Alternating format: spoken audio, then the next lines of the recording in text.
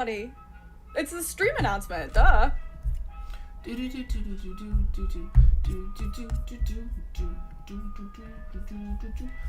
need to pop out the chat. Hello. Where are the people? Did I even start the We're stream? live. We're up. We're live. Hello. Oh my gosh, it's so Hello, everybody. Loud. It's so funny.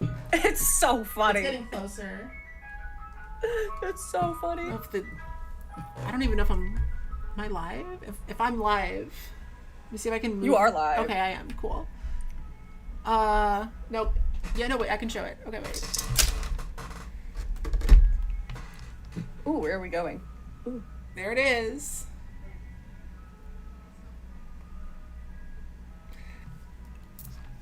Happy summer. Shout out ice cream trucks. Oh, hello. You just gotta deal with it. It's hanging outside your house.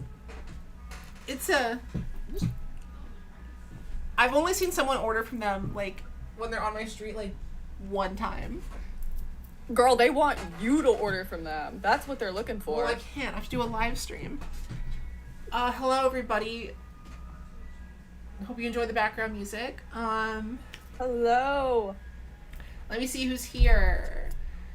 Fuzzy Numbers, Gray Haynes, Jade, Fuel Shy, Snowy Yoshi, Raina Dora, Stevia, Abe, Fooly, Van Punk, Andre, Sandwich, Sad J-Bomb, Faster Gomon, Fooly, Qualamar, Jamesy Bivers, Osvaldo, Eileen. Happy Thursday movie night. Really mixing it up this week. We're also streaming on Sunday, but I'm also streaming on Thursday because I have special guests. Please introduce yourself. I wasn't full screen, but now I am. Hello. My name is Dolly Zombie, and I'm here to do community service hours after my initial arrest for crimes I'm not allowed to talk about publicly. I'm a little scared. Sorry, I have stage fright. That's exactly why we're watching. That's exactly why we're going to watch Clue, because it's about crimes. Exactly. It's about crimes. Exactly. This may or may not be a dramatized documentary in my life. So first off, explain why Clue, because I watched Clue one time in college. A friend showed it to me. Okay. And I don't remember much. If I remember right, I think we watched it like at 1:00 in the afternoon on like a Saturday, and we were very high. What's the best time? I don't remember. I don't remember a lot. So please explain. I have three words. Yeah. I have 3 words for why we're gonna watch Clue today, and that is young Tim Curry. That's all. It's fun. But he's old. It's fun. He's young Tim Curry, but he's older than the young Tim Curry in Rocky Horror. Exactly. So it's exactly. But still a young Tim Curry. This movie, he ages like a fine wine. This is beautiful also, to look at. I think most people would agree, this is the best board game movie. Yep. Not that there's, I mean, what other board game movies are there? There was a Aren't Battleship. they coming out with the Monopoly one? There was a Battleship movie at one point that was really bad. What? Yeah, in 2012, there was a Battleship movie with Alexander Skarsgård. Nobody remembers it. Prove that. It was terrible. Rihanna was in it. Rihanna was in the Battleship movie. Why was Rihanna in the Battleship movie? That's a good question. Feature film debut. I bet she probably doesn't like to talk about that. Yeah. I don't... Would you want to be credited for the Battleship movie? I imagine it's probably in her writer not to ask her about that. You know what? I'm going to look up on Letterboxd board game movies. We're going to get to the bottom of this. Put it up on the Google. We're going to get to the bottom of this. So there is... Okay, Jumanji doesn't count. I don't know why they wrote that.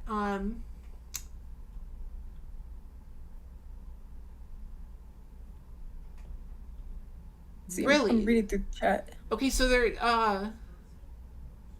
Yeah, I wouldn't count anything else. Y'all, big news. There is not nearly as many live action board game movies as you would think. There's no Candyland movie. There's no Monopoly movie. There's no Sorry movie. There was another board Oh, game. what was it? Like Zingo, I think it was called. Yeah, there's no It's like the one where you like put the little tabs down, you know? There's no Guess Who movie. Guess Who would be a great. There's no Operation movie. Operation would make a great movie. Operation would be fire. That'd be awesome. There's all we have is Clue, Battleship, a direct to VHS Candyland movie, and that's it. Fair enough. Fair enough. So, Don't Wake Daddy. Yeah, chat. Don't Wake Daddy. Don't Wake Daddy would be a great. That's definitely a. What the hell is Don't Wake Daddy? Look up Don't Wake Daddy. Hold on. I'm pulling this up. Hold on. Don't Wake Daddy. Don't Wake Daddy. What the fuck is? It would be a great movie. Look at him. You know? Chat. Well, I'm gonna pull a picture of Don't Wake Daddy. Get him some contacts. Oh my god, I'm kind of shaking right now. See, the implication of Don't Wake Daddy is that this is an abusive household. So I think it'd be too dark to do for a film. It's a horror movie. Don't Wake Daddy would be a crazy horror movie. Don't Wake Daddy, directed by David Lynch. There we go. Ugh, I'm like seeing one where he's Right. like face down. Does Here, it- there's I just put what? a picture of Don't Wake Daddy on the live stream. That's It's Daddy. playing this. Okay, let's see. I'm reading the chat right now. Do D&D movies count as board game movies? Does D&D count as a board game? No, that's a tabletop. There's a difference. There's definitely like a Don't Wake Daddy porn movie, but I think that's just in the title. There's probably a Twister porn movie too. I was about to say that's just porn. So Clue is kind of the outlier for not only did they make a board game movie, they made a good board game movie. Exactly. And And it's haven't a been very able- fun movie. Haven't been able to recreate it since. No, never. Well, now And they never will. I'm just looking. I'm not a board game person. I don't play board games. When I was a kid, we would try to play board games, and they would always end with my brothers fighting each other. So at a certain point, my family just stopped. They would any game we played, they would inevitably accuse each other of cheating, and then try to actually fight each other. You know how it is with siblings. Yeah. Oh my god, that's beautiful. Gray Hayden said, those of us kids who weren't allowed video games but were allowed to be traumatized could play this. After all, that was the rule in my house. Oh, trauma, don't wait, Daddy. Daddy lost his eyelids. No wonder he has trouble sleeping. So, I would too. we will be watching Clue. Everyone needs to... So, if you are new in this stream... The way that this works is you have to pull up the movie on your own screen. This movie is free on YouTube. I've linked it in the chat. But you will need either YouTube Premium or ad block. Otherwise, you will get ads and it will desync you from the rest of us. So, if you do not already have ad block, go download that. I don't know if I'm legally allowed to say this on this stream, but for those of you who watch One Piece on my streams, we like to say we go Monkey D. Luffy here and pirate. Yeah, I mean, you can do that too, okay. but it's okay. Just it's okay to be a little pirate sometimes. yeah, there's a It's little okay. there's a little website called ok.ru, but don't tell anyone. We were never here. We never told you Yeah, that. I would never condone you going to a Russian streaming site. That's illegal. You wouldn't steal a car. You wouldn't steal a car. You wouldn't steal I don't know, a flock camera. You wouldn't steal a flock camera. You're a good, upstanding citizen. And you wouldn't steal a movie. You No. wouldn't, yeah, especially a movie. Especially a movie. Don't. Especially a movie. No. We are all a movie. Oh my gosh, okay. What was the last movie you watched? I actually can pull this up. So, last night, I went and did a little bit of research. My friend and I sat down and we went, what's the worst thing we could see in theaters right now? And so we went and saw The Ice Cream Man. Don't waste your fucking money. It makes To Be Original as an insult sound like an Oscar-winning award. It is genuinely the worst movie I think I've ever seen in my life, and I've seen a lot of bad movies. About 30% of it was AI generated. Ew. The acting was dog shit. And sorry to any Has-Been Hotel fans out there, but the dialogue sounds like it was written straight out of a Visipop TV show. Oh, you disappeared. It's... Oops. Oh, no. It's... Where'd you go? Just don't do it. Just don't waste your money. Don't even pirate it. It's not worth it. It's not worth your time. I feel self-conscious because my review spread on Letterboxd, I've watched so many good movies. So if you look at my account, it just looks like I like every movie I see, which is not true. I just watch too many good movies. That is the real I watch problem. bad movies. I watch the dog shit so that other people don't have to. Oh, I do too, but this is a numbers game. You know, I'm actually traumatized by how horrible that movie was from last night. We have time. I'm gonna go sign into Letterboxd's other computer I have in front of me, and I'm gonna go judge. I'm gonna go judge your account discreetly. No. I'm scared right now. I'm so fucking scared right now. I may have been a film student, but they did not teach me. They didn't teach me shit in that school. I'm gonna be honest. They didn't really. Most of what I learned was not at the school. That is for sure. See, you do the fancy cinema stuff. I just make the monsters, like.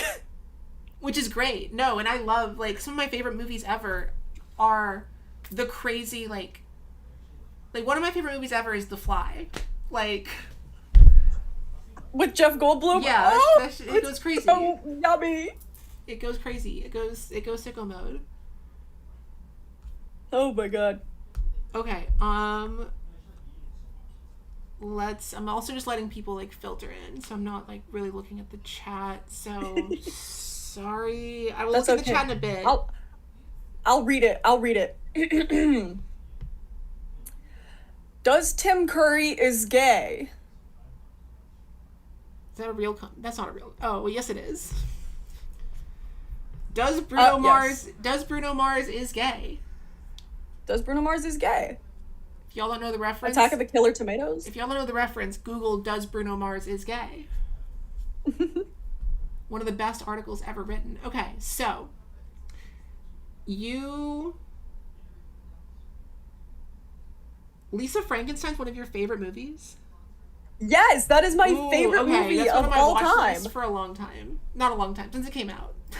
I'm gonna go ahead and bump that up to the top of my watch list. It is a love letter to classic monster movies in the best way possible. It is phenomenal. It's so silly. Next time I have you on a stream, we gotta watch a classic monster movie. Oh god, please. I can talk about them for hours. Gotta educate the kids. I can talk about the practical effects in it for days. My streams are such like a random like mishmash of like some weeks we'll watch like peak cinema, like we watched Hundreds of Beavers the other night. Yeah. And then sometimes we'll come in and be like, all right, I guess we're gonna watch Larry the Cable Guy Health Inspector. Oh yeah. Which is there were people who left that stream because that movie was so bad. I mean, it's just like who bailed like partway through, and it's like, you know what, can't fault you for that one. Oh my god, we're watching Norbit on my next movie stream, so I can't say anything. Hell yeah. Norbit is special. Norbit holds a special place in my heart. My dad showed me Norbit when I was but a wee child. I wish that was not true, but it unfortunately it was true. Um, Oh my god. I haven't seen it in years, but Yeah, I'm bringing you on for the Norbit stream. for Everybody's watching. Group Norbit watch! Group Norbit there watch! have been people that have been like, you should make a video on Norbit. I'm like, I don't know if I'm qualified to make a video about Norbit. To be fair, you have to have a very high IQ to understand Norbit. Exactly. You have to be extremely high IQ, intelligent. The water slide um, scene, you have to be very. You have to. You have to know how a bitch go down the slide. If you have Simple not, as that. if you have not watched every Jean-Luc Godard film, you're not going to understand the genius of the water slide scene in Norbit. Sorry. Oh, you haven't seen Blue Velvet? You're not going to understand Norbit. I hate to tell you. I see you just watched Blue Velvet. I did. I just watched Blue Velvet. I made Prisk, my beautiful, beautiful partner, watch Blue Velvet for the first time. Because I like cinema movies that are I like the classic directors. I'm a very big fan of John Waters and David Lynch, and Prisk had never seen any of them. So the next thing I am forcing him to watch is Pink Flamingos, which I make all of my mod staff watch. And I will not apologize for making them do that.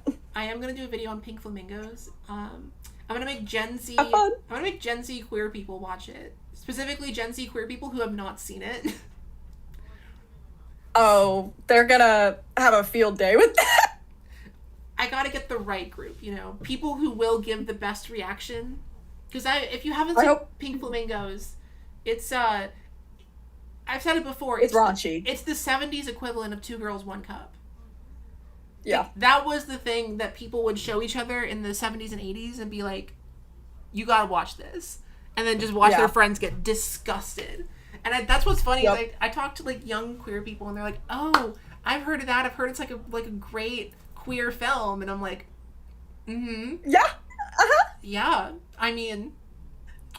Mm-hmm. Like, see, that's the evil thing I like to do. You don't want to. I like to go, guys, you got to watch it. It's pure cinema. Like, I hype it up really, really big, and then they watch it and they come back to me after. You don't want to. So I want to get that on camera. I want to get a first-time reaction from a bunch of young queer people who barely know each other. Oh, I think that would be hilarious. I will be sitting down to watch that on the big TV. That will be a video that I already have like a few people I know in real life that have been like, hey, don't look up. I'm gonna make you watch it for a video. Don't look it up. Don't look up anything. The chicken part. Yeah, exactly. That's part of what makes this so like. Obviously, I will have to trigger warning people, the audience too. Oh yeah. But this is. I mean. There's parts of that movie that should not have been done. Oh yeah, 1,000%. But they were done. They were done, and the fact they ate the chicken after. There were choices that they made while they were on cocaine in the woods in Baltimore. So. Oh my god. Yeah, my audience loves to do this thing. I get sent movies all the time for people to watch, for me to watch specifically from my audience. And they like to pick out the most disgusting, vile things that they possibly can for me to watch. And you do. And every once in a while, I will. And when I do, I'm always sitting there going, so these are the people that watch my videos. Was the house that Jack built one of those things? Because I see that. No, the house that Do you like my review of the house that Jack built? Yeah, I watched that years ago. What did I even say? 4 stars? That was definitely not 4 stars. That was less than 4. That movie was disgusting.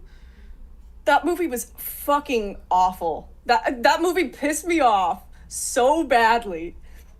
What my review? I just left a link to the house building theme from Red Dead Redemption 2. Do I like Italian horror slop? It depends.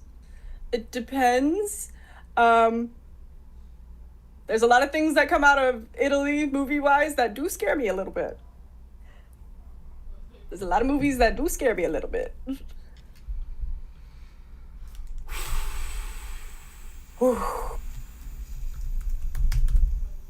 Yeah, there's some movies where I'm just like, I Like, one day I'll watch Solo. I'm not gonna like watching Solo, but at some point I'll put myself through it, you know? Girl, good luck. Someone, you know, there's some movies like that where I'm like, there's been plenty of, like, and this has been part of my problem in life, is I force myself to watch things that I know I'm not gonna enjoy because I'm like, oh, but it's famous. That part. Yeah, That you part. get that. And it's just like, I did that for years, and I'm like, I wonder why I'm like depressed. Maybe it's because I just watched Scenes from a Marriage, a Swedish film from the 70s about divorce. Oh, why am I mentally ill? Maybe it's because I watched Touch of Cherry, an Iranian film where a guy drives around asking people to help him kill himself. Like, just the most depressing. And it's like, oh, but they're famous. They're on the letterbox top. But they're famous. And I'm like, okay, well, I've watched them all, and is my life better for it? I mean, I feel smarter, but at what Maybe. cost? Because That part. there's a lot of anime I haven't gotten a chance to watch because I was too busy watching The Father, a movie where what's his name? Hannibal Lecter, Anthony Hopkins, a movie where Anthony Hopkins has dementia. Oh And that's my the whole God. movie, is that he has dementia, and every time he walks into a different room, it changes, which is a crazy effect. Very, very, very sad movie. Like, partway through the movie, Oh. the, like, actresses playing his daughter switch. And it's a movie meant to portray, like, what dementia looks like. And it's like, oh, Yeah. this is not fun to watch. But, you know, I watched it. Like, you put it perfectly. It's not fun to watch. But damn, if you don't feel like a little bit more, like, smarter after. It's like, Yeah. wow, I can actually be pretentious about this now. Yeah, there's a lot of... I mean, I've watched every Oscar Best Picture winner. I have watched... That's-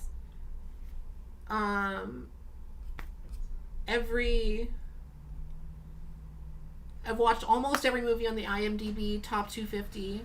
I've watched most movies on the Damn. Letterboxd top. I have the little stat circles on my Letterboxd page that I've been trying to fill in for years, and it's like...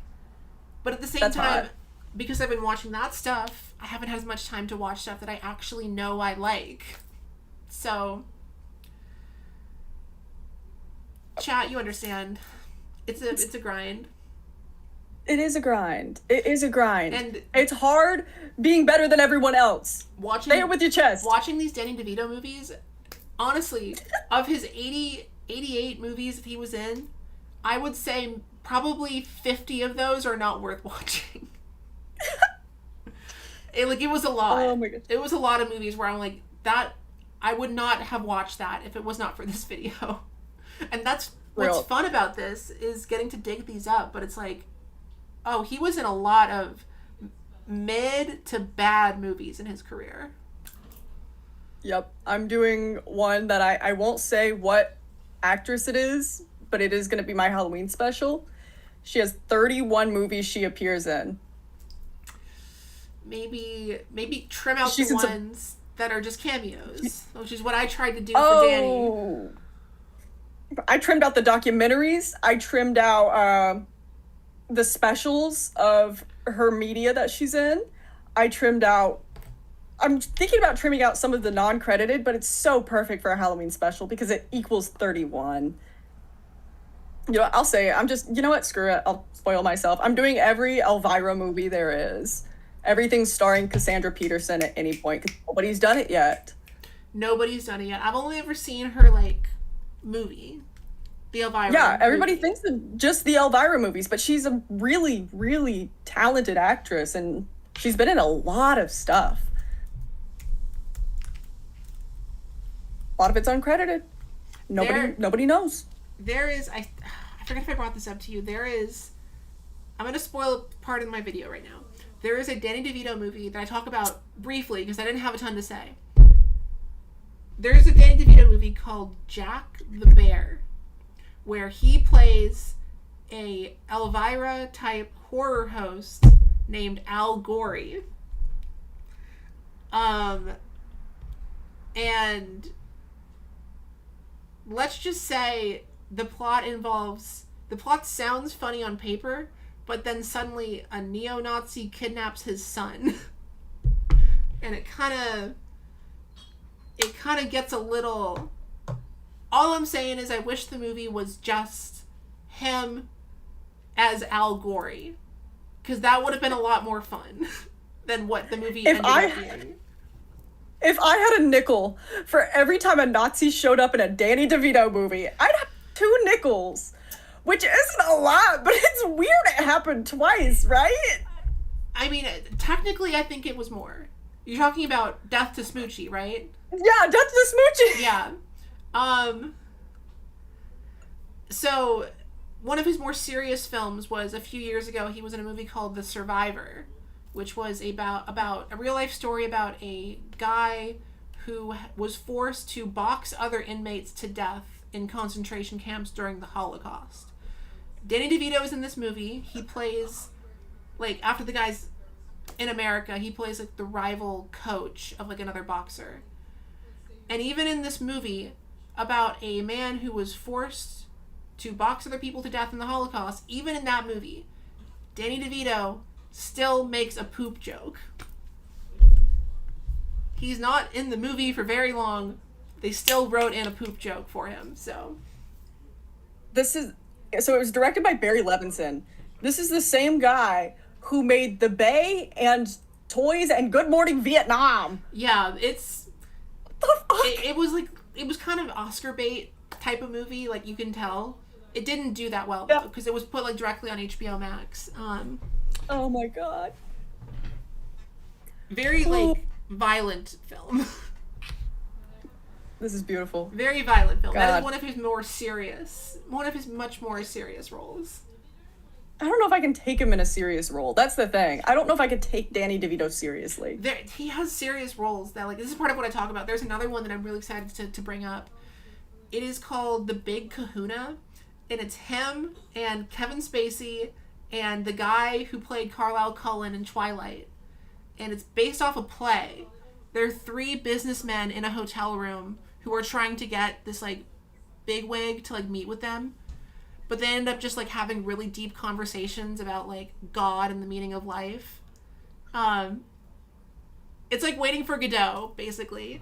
But it's Danny DeVito, Kevin Spacey, and Carlisle Cullen from Twilight. Stop. Actually stop right now. And there's a whole bit where Danny's sitting there and he's like, one time when I was a child, I had a dream about God once. I dreamt that I was in the middle of a burnt out city. And in the middle of all this destruction, it was burned by fire or something. In the middle of all this destruction, there was a little closet. And I opened it up, and inside the closet is God. He looked like a little kid. He has this whole monologue where he goes into it, and he's like, "Don't worry, God. I'll protect you." And then we held hands looking out over the burnt out city, and it's like, geez, buddy, you were so, like, it was like, I'm like, this man should have at least been nominated for an acting Oscar at some point in his career. Because it was like an impressive monologue that he delivered, and I was like, wow, okay, Danny. My god, this is beautiful. Yeah. You're giving me so many good movie recommendations right now. The movie ends with Carlisle Cullen and Kevin Spacey getting into a fist fight over religion.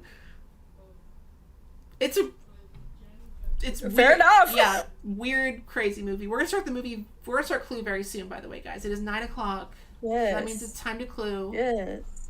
It's time to clue in. Sorry if I bark at the screen. Qualamar said, Just it's let me know 2 right now. a.m. here in Ireland. I need my beauty sleep. Okay, well, we're gonna start. You don't. No. Shout out Irish people. No. Shout out Irish people, but, like, no, you don't. Stay awake. As someone who goes to bed before 2 every night, don't live your life. Live your life, live your truth. No, stay awake. You don't deserve to sleep. Bricks99 asked, any poop jokes in that one? Maybe? Probably? I don't fully remember. There's much worse bits in the movie. Mostly Kevin Spacey. His character is like a real scumbag. Which I'm perfectly fine with, because if I'm going to see Kevin Spacey in a movie, I'd rather he be a scumbag. Fair enough. I don't want to have to say I liked and Kevin Spacey in the same sentence.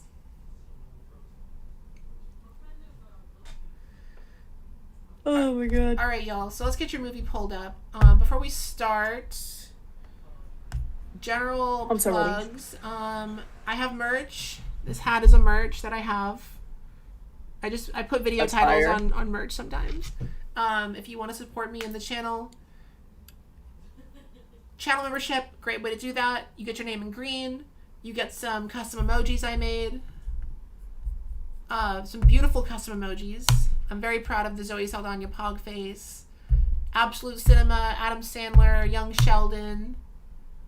Beautiful emojis that I crafted with my bare hands. That I molded with my bare hands. It's like a Renaissance painting. You are a modern Michelangelo. Snowy, thank you for noticing the Dollywood shirt. That was intentional. It's wait, cause Yeah. I'm Dolly? Yeah. You wanna know a fun fact? I'm actually from that area. That's where I grew up. And you told me that once. But yeah, Yeah. that's why your name. That's where my name comes from. Yeah, which is awesome. I went to Dollywood last year, as you all know, and it was a life-changing experience. It is. It really is. If you are feeling charitable, there's a couple GoFundMe campaigns on the left side of the screen for people in Gaza. If you'd like to give $1 or $2, that would be very much appreciated. I will check the GoFundMe pages later, and if we get any donations, I will write them on this board, which I haven't been as good about doing lately. I should get this. Get those names down. Write them down. Write them down. No, the pen has no ink left.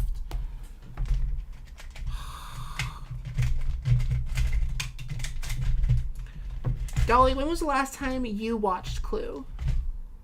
Last time I watched Clue, I think was a couple months ago.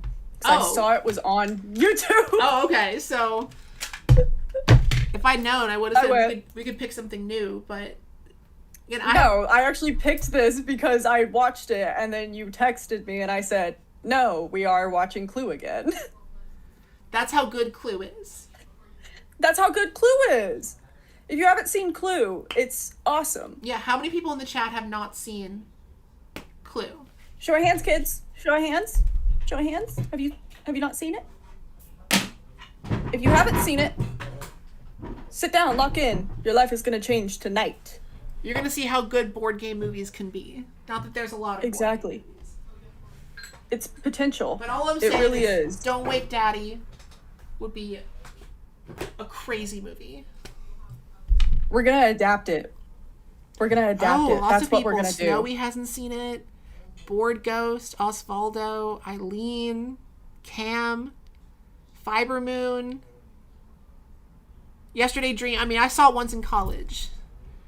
Rose, Abe. Fuzzy Number says I've seen Clue over 20 times. Make it 21. Make it 21. Favorite movie? Good. Brick said favorite movie. Okay. Okay, yes. Jordan Peele's Don't Wake Daddy. Don't Wake Daddy. That would be, if Jordan Peele came out with a movie and the movie was called Don't Wake Daddy, that would probably be an incredible film. Just off the title alone. Yeah, probably. Just test my sound. My sound is good. I need to look this up. I feel like there was a Monopoly movie in the works, and it's gonna drive me crazy until I know. That might have just been a joke in BoJack Horseman. Oh, no. From Deadline, Monopoly movie, Lionsgate developing 2 new takes. How old is that article? From 2 months ago. All right, y'all, it's happening. It's happening. The movie centers on a boy from the game's modest Baltic Avenue on a quest to make a fortune. Starring Kevin Hart. I thought you were going to say Kevin Spacey. Starring Kevin Spacey as a entrepreneurial 8-year-old. Yes.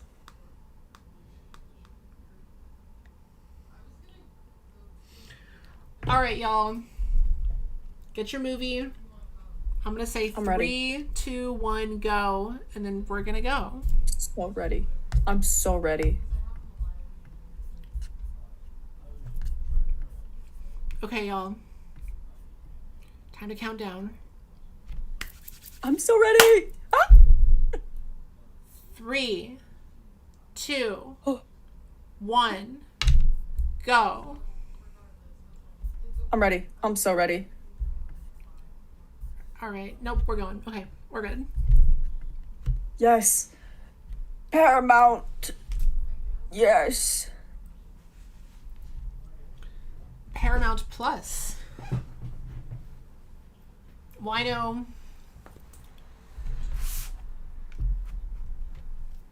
I'm trying to put myself back in the mindset I was in when I watched this in college.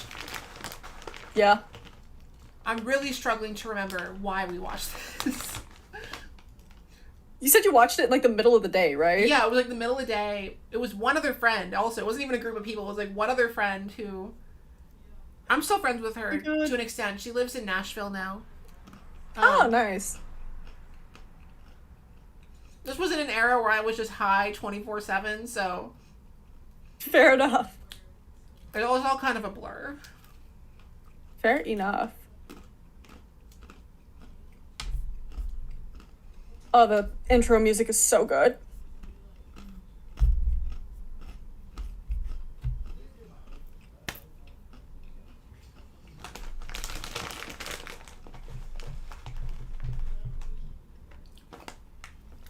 You bring up Prisk earlier. I gotta get Prisk in the live stream at some point too.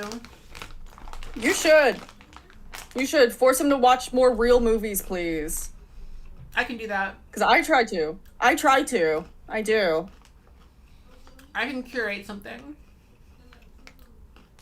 I think he messaged you about the Yakuza game the other night. Yes, he did. I reference those games in my videos all the time.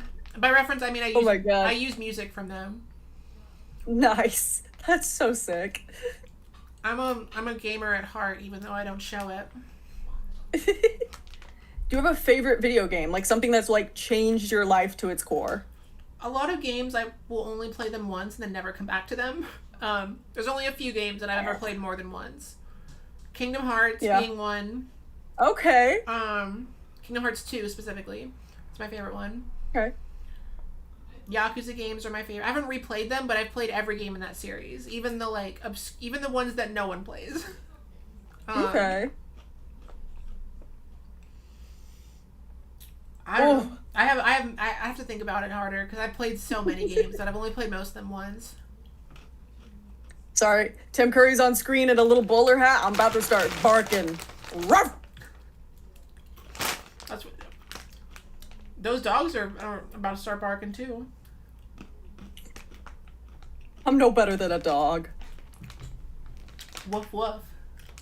Woof woof indeed. Where's my puppy ears? Actually, where's my cat ears? Put those on. No. I actually cleaned a little bit. How many animal My furry ears are not in here. How many animal ears do you have around that room? I have like 4 pairs in here for various videos that I will not say anything else about. I bought myself an Ongo Gablogian wig for my Danny video. That's beautiful. That's so beautiful. I'm only gonna wear it. I have a video. It'll be in the thumbnail. I'm only gonna put it on at like a certain point in the video. I'm not gonna wear it the whole time. I have a video coming out where I'm in full prosthetics for a transformation after I drink a potion and it turns me into an animal. And that's as far as I will say on that. Don't you love that? It's so stupid. Don't you love making art? It's God, I love making YouTube videos. It is art. The weirdest write-offs too. That's what I'm saying. Hey, what do you mean I got to write off a pair of furry paws? That's awesome. What do you mean I got to write off a Blu-ray copy of Junior? What do you mean? What do you mean this is a write-off? Why Blu-ray? Why Blu-ray? Because I use them to rip like the best quality version of the movie possible and to get the special features. Fair So, enough. Blu-ray. Fair enough. Oh. Seems like our first guest is arriving.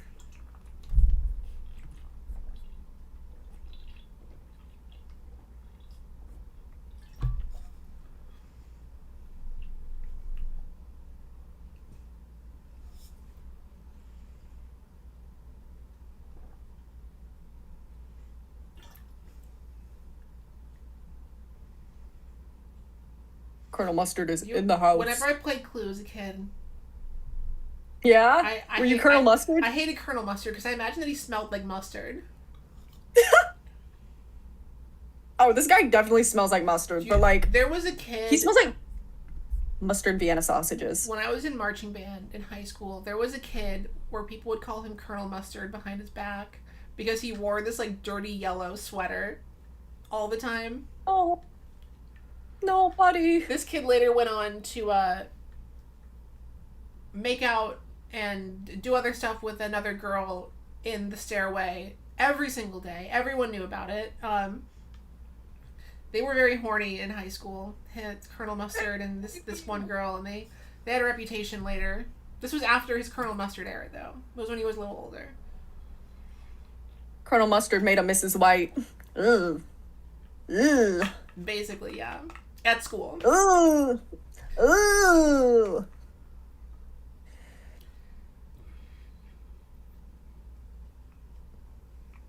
Everybody in this movie, kind of fine.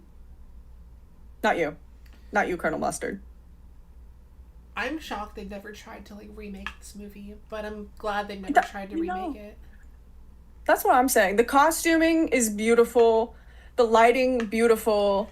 Like actors, I saw acting the choices, remake beautiful. of Murder on the Orient Express in theaters with my mom, and I don't remember a single thing about that movie except that Gal Gadot was she was in the sequel. It's one where Gal Gadot can't watch anything with her. I fucking hate her as an actress. Oh, me too. I had a whole video, an unscripted video where I like devoted several minutes to talking about how much I despise her. You know, that's a patriotic act right there. That really is.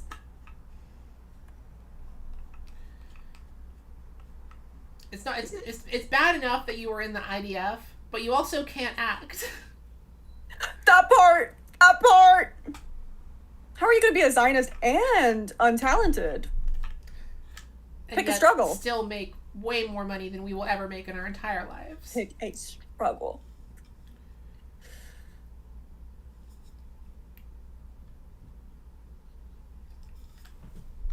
Mrs. Peacock dripped the fuck out. That is what I imagine the woman who owns Peacock looks like. Oh, for sure. I know for sure. NBC owns Peacock, but I would like to imagine that she owns Peacock. Yes. Yeah, fuzzy numbers. That the costumer avoided dressing the characters in their literal color names. I love that. Which personally, I love that so much. Personally, I think that they should have had at least like a hint of it. You know? Yeah. Like, I'm like a little motif. Yeah, like if Colonel Mustard had like a little yellow pocket square or something, or Miss Peacock had like a blue feather, just like a one little, because I'm gonna get them mixed up. I will say, one of the things I do love about the costuming in this movie is that unlike other period pieces, so this is set in 1954, obviously, a lot of more modern adaptations of like classic eras in film, I don't like that the costuming is cheap looking. It's always cheap. You can tell they really cared about the costuming in this and just wanted to use like heavy, like good fabrics, and I really respect that. They tried harder with movies before the internet was made. They did. Not before the internet, before CGI, before computer effects. When they actually had to do everything by hand, they tried everything harder. Was practical. Which was not always great, you know. Not to bring up Danny DeVito again, but I watched Romancing the Stone, great movie, and then I watched Jewel of the Nile, which was the sequel. Not a good movie, and it's that much worse when you realize that they had to actually do all of those things. Like, they had to go film in the desert in 120-degree days for this garbage racist movie that nobody remembers. Miss Scarlet? Hello.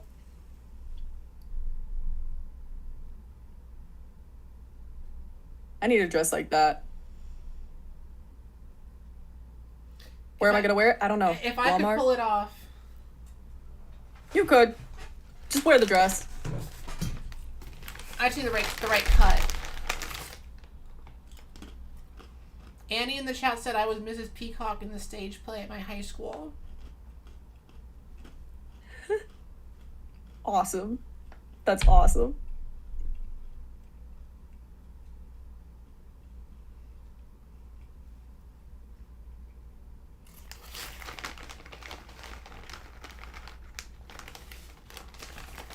Knives Out who? Exactly. Knives Out who?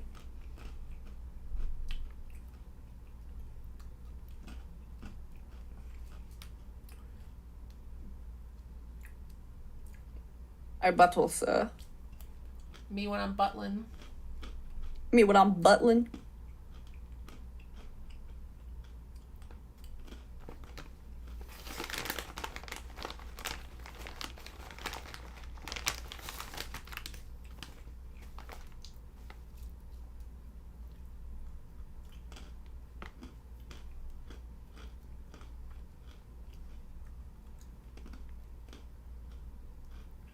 Abe said, I love how they managed to make Christopher Lloyd look younger than he did.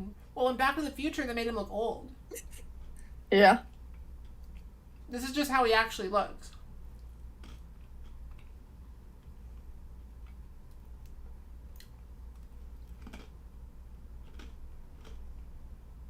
Good soup. What would be really insane, y'all, is if I tried to watch every Christopher Lloyd movie. At a certain point in his career, I think you're already... At a certain point, he gave up and started doing, like, direct-to-DVD slop for, like, 20 years. He was in every... Oh, my God. But they're doing every Nick Cage movie. I think you're already crazy for the Danny DeVito one. I didn't know what I was getting into. I told you, you're insane!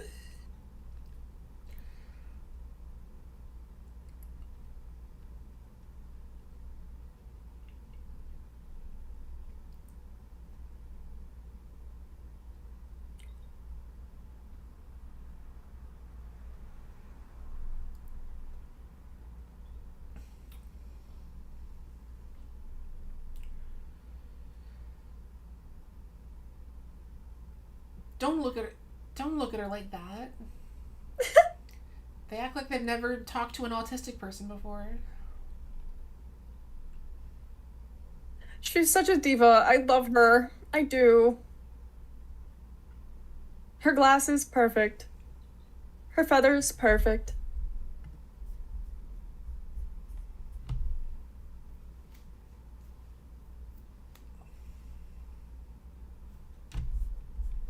Fiber Moon asks, can someone explain to me how Armie Hammer went from starring in woke movies to Citizen Vigilante? Because he was canceled.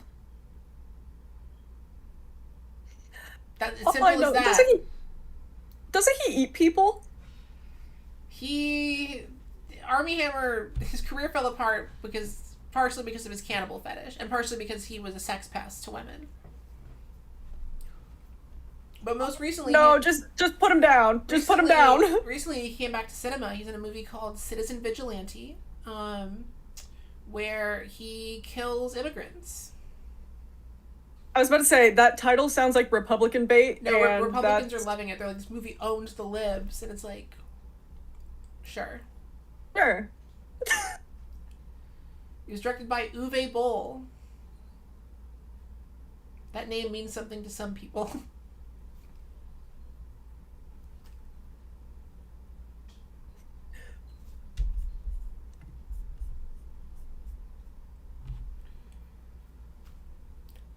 Annie, we watched Ruthless People on a stream last year, actually. I handed that one off to a guest, though. Oh.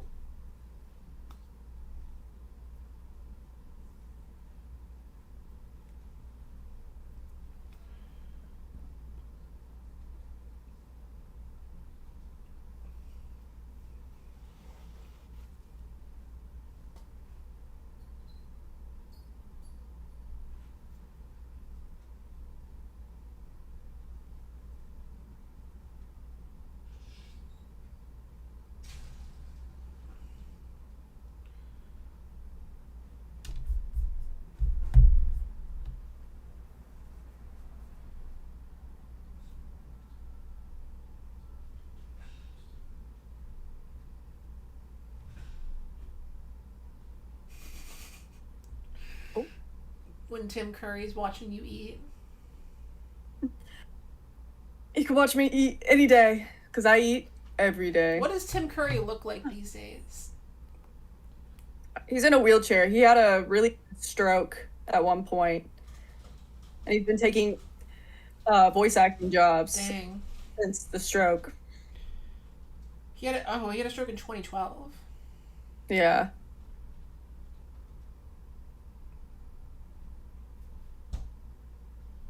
Still think he's a phenomenal talent. I love Tim Curry. I love Tim Curry. Tim Curry said, "I still can't walk, which is why I'm still in this silly little chair." And that's very limiting.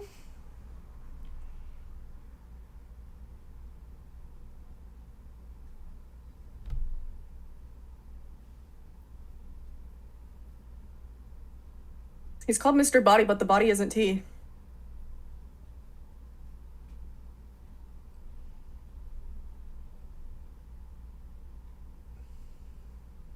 I'm an idiot.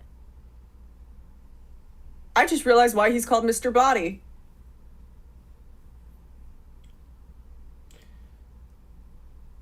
I'll see myself out. I'll see myself out. Wait. Okay.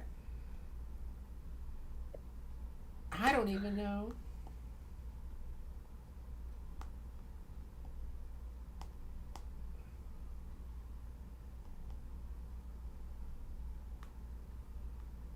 Hey, yo. He's getting a little frisky.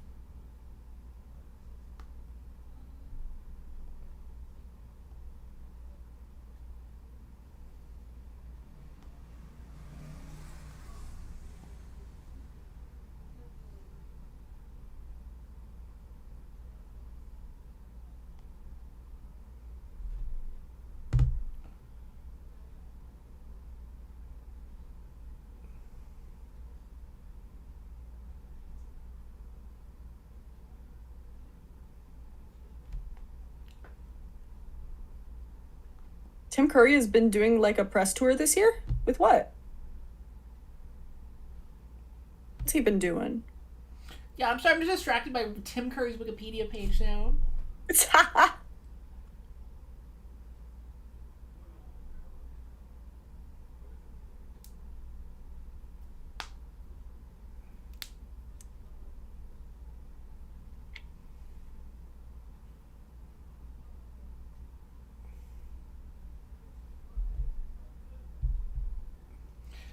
There was an interview with Tim Curry last year.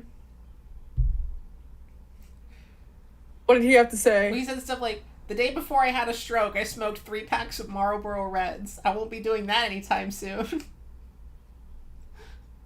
You know what? At least he went down with a bang.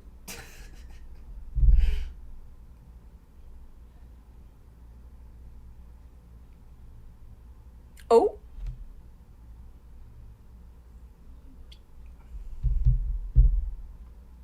The butler's looking real suspicious right now.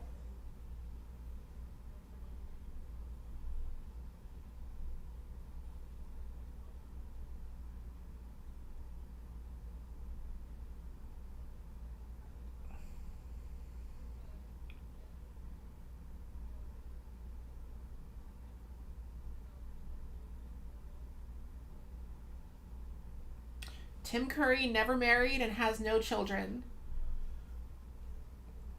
The dream. I'm gonna say headcanon, some kind of aromantic asexual. Probably not true, but I'll accept that. I'll accept that. The freakiest people I've ever met are asexual. AO3 writers? I won't read it if they're not asexual. I could have been an AO3 David writer. Lynch. You could be an AO3 author. You could. Instead, I'm a You could be. You could be Ernest Hemingway. Not Ernest Hemingway, actually. Who's another good writer? Agatha Christie. Yeah, Agatha Christie. Yes, far less problematic. Yes. See, Professor Plum has a little bit going on because he's got the like kind of plum colored vest. Yeah. So that's one.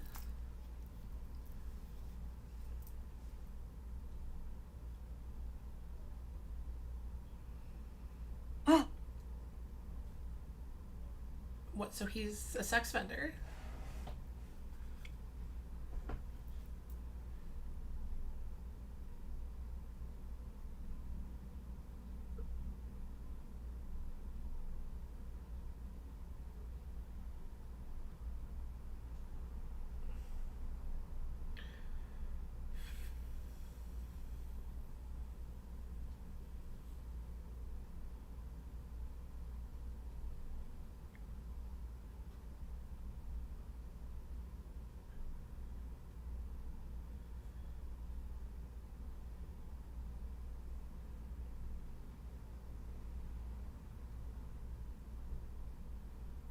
Oh,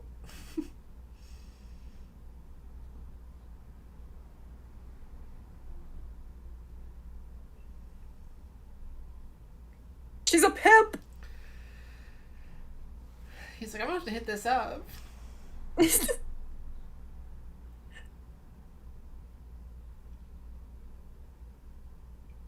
This is making me want to smoke. I know. Oh my god.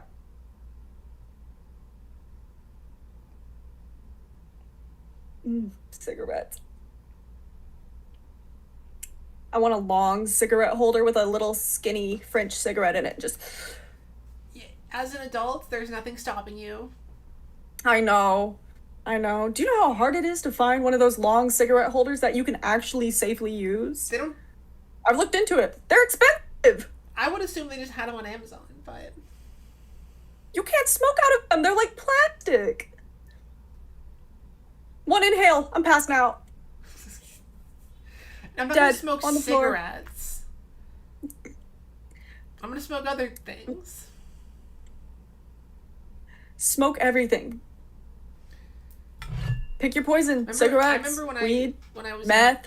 remember when I was in high school and I heard "Smoke Weed Every Day" by Snoop Dogg, and I'm like, haha, that's funny. And then I got to college. You said, I will. I will. Don't worry.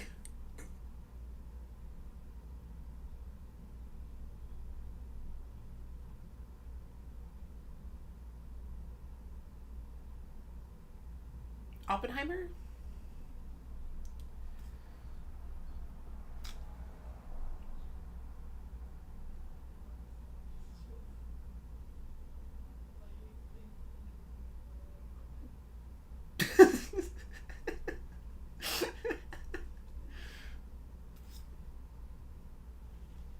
Oh.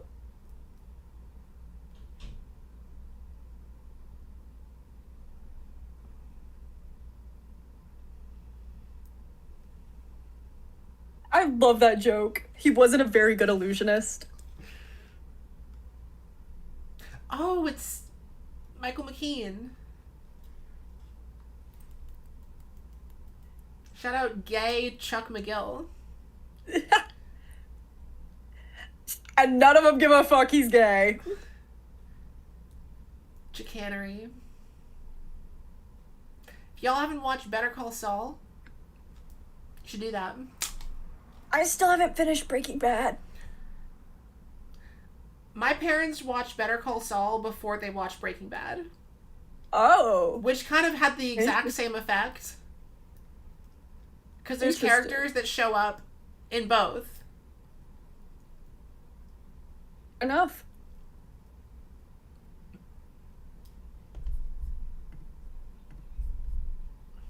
But yeah, the agent guy, the guy with the blue suit, he plays Saul's brother. Oh, okay. His whole thing is that he's allergic to electricity. So he refuses to leave his house. He's like a shut-in who has like only uses candlelight and has no electronics. And then it's later, spoilers, later revealed that it's all in his head, of course. Oh my And that god. he's just kind of crazy. I was about to say, how do you become allergic to electricity? Exactly. The whole thing is that he's convinced himself. He's like, it's a twist in it happens early in the show. It happens pretty early. It actually is pretty obvious. Fair enough. Oh.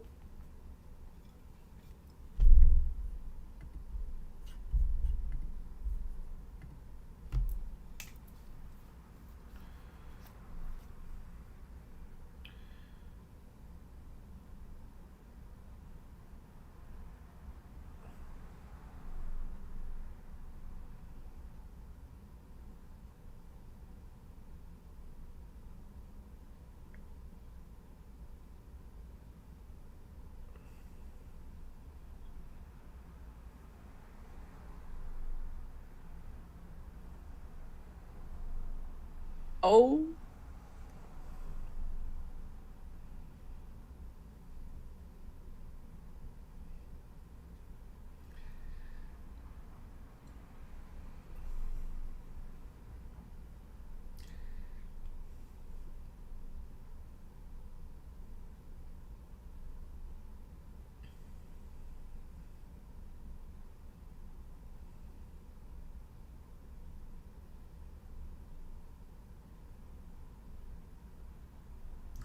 It's to be a really shitty Christmas. Mom, I got a lead pipe. I'm so excited.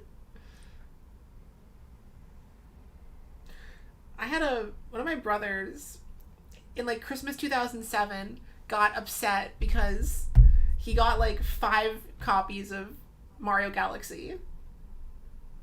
And it was an Five. accident, but it was an accident. But it ended up it was just a complete accident. But like a bunch of people gave him Mario Galaxy for Christmas, and he was like, by the like third or fourth time, it was like, is this all I'm getting? Like,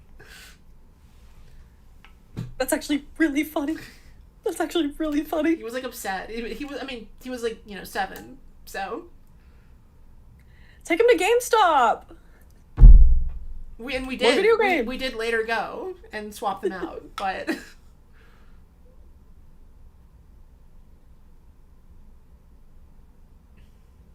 And I was also we already had Mario Galaxy, so it was like 5 copies of a game that we already had a copy of. Oh my god.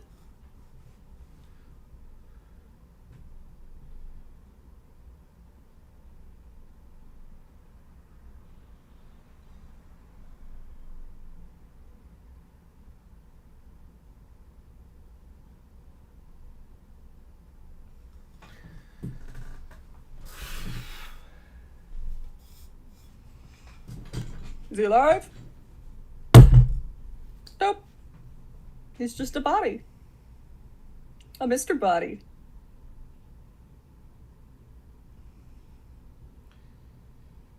Yeah, Fuzzy. What ended up happening is my family went to GameStop like the day after Christmas and just like traded them all. So funny. Happy holidays. Here's 5 copies of Mario I Galaxy. mean, it was the hot new game that year. It was 2007. Oh, It was like okay. it was the same like right when it came out.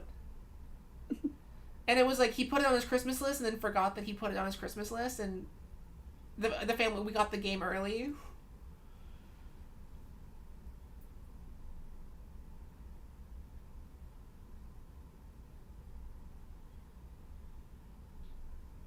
Ooh, he like slapped her right on the side of the neck. I know.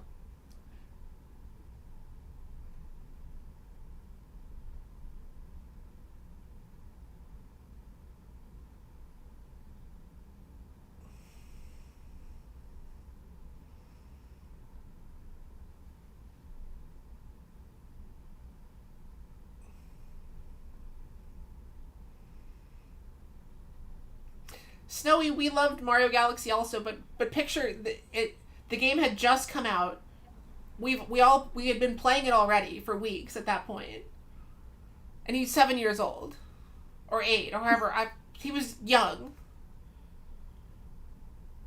He's just a little guy.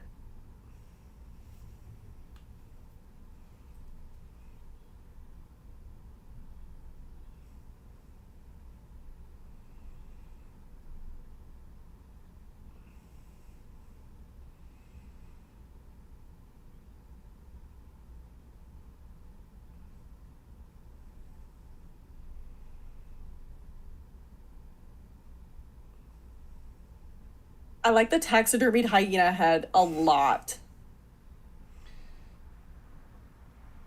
I need me one of those.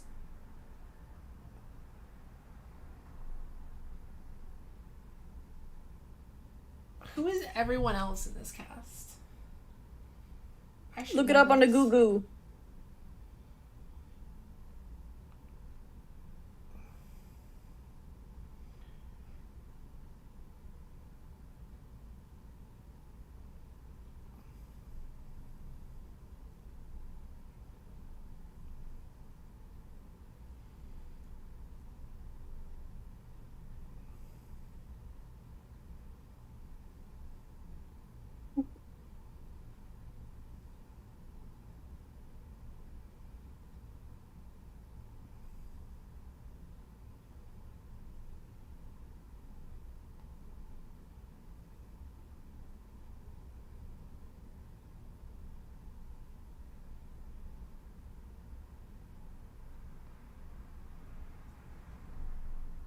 Whoa.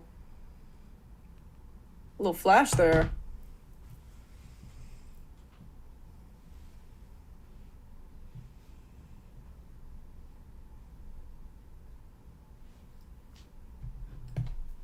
Butler.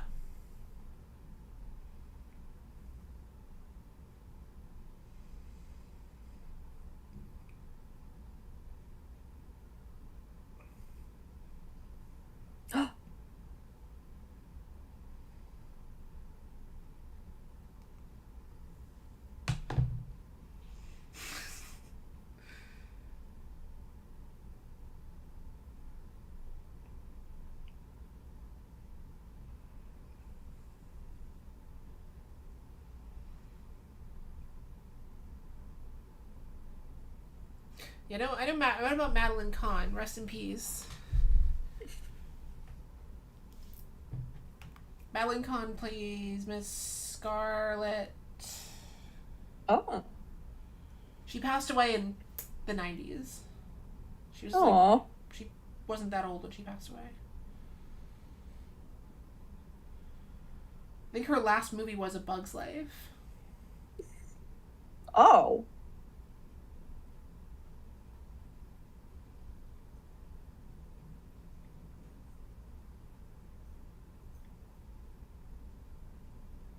Aw.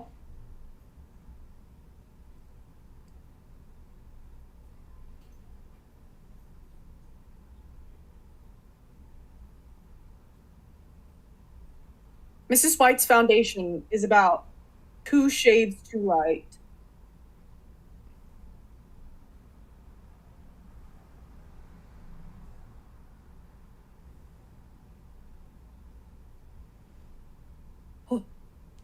I'm never gonna unsee it now.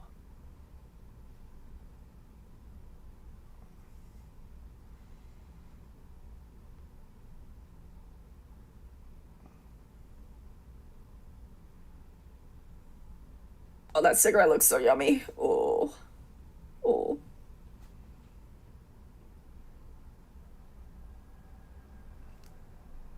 Was I mogging?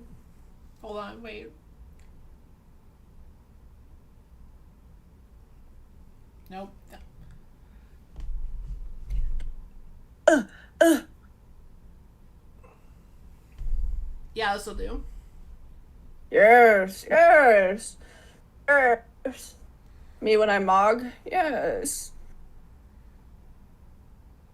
On my super cheap little webcam.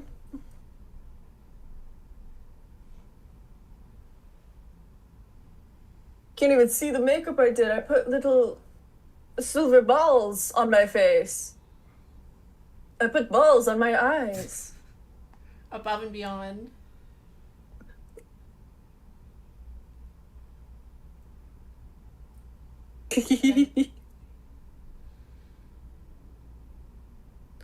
Diva down.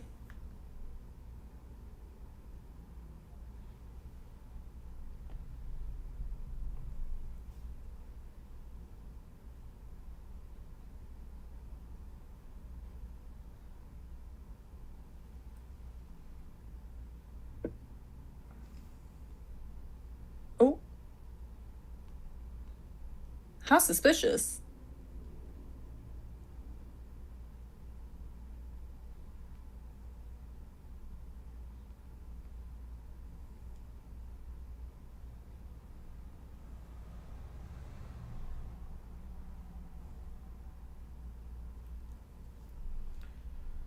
Amen.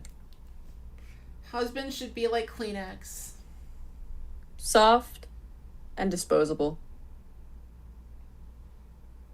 With her little Party City Bob.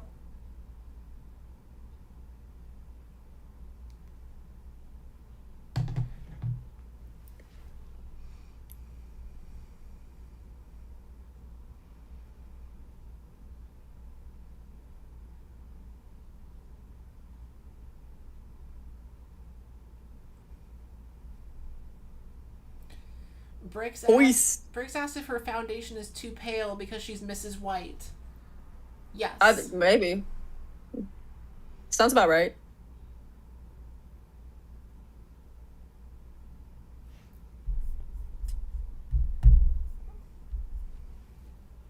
It's just slightly too pale. It's just very slightly. It probably looked normal on film. Probably. It's probably when they remastered it that it looks off. I like how everybody here looks just like slightly orange. Just very slightly warm.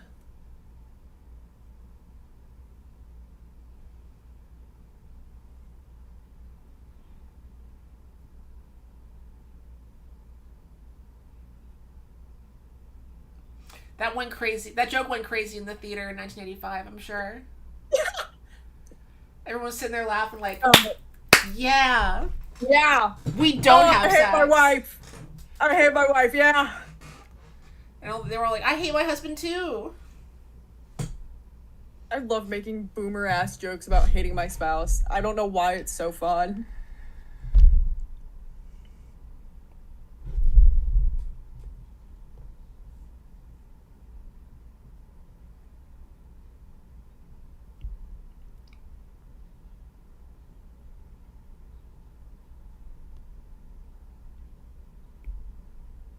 Lady.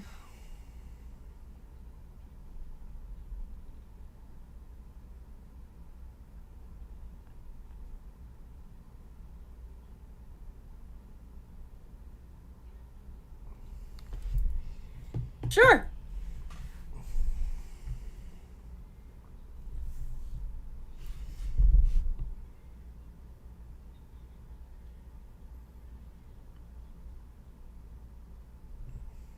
Oh.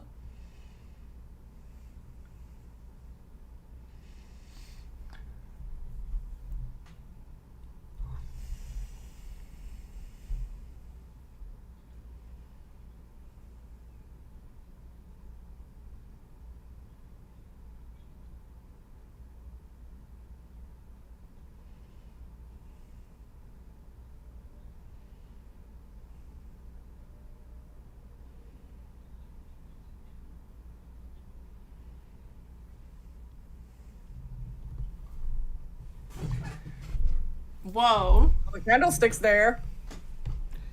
I Chat, spy chat. with my little eye. Chat, when was the last time any of you played Clue, the game?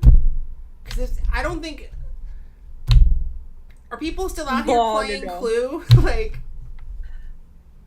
Hello. I'm not. We're playing Clue. Next stream, we're playing Clue.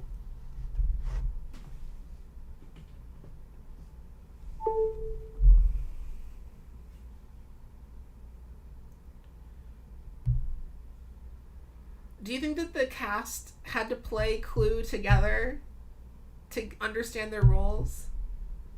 I hope so. I hope that's how they wrote the movie. I hope they sat down and said, let's play Clue. And whatever happens is what we'll write.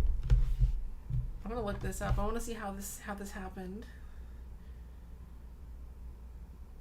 Yes, yes.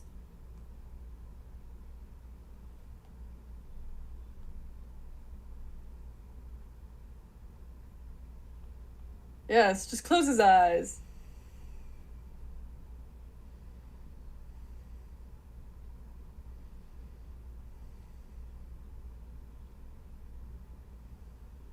Lead pipe.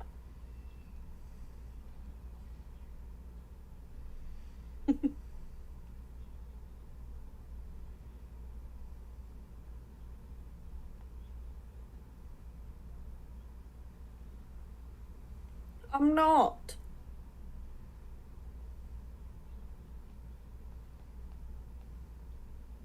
Her little hat.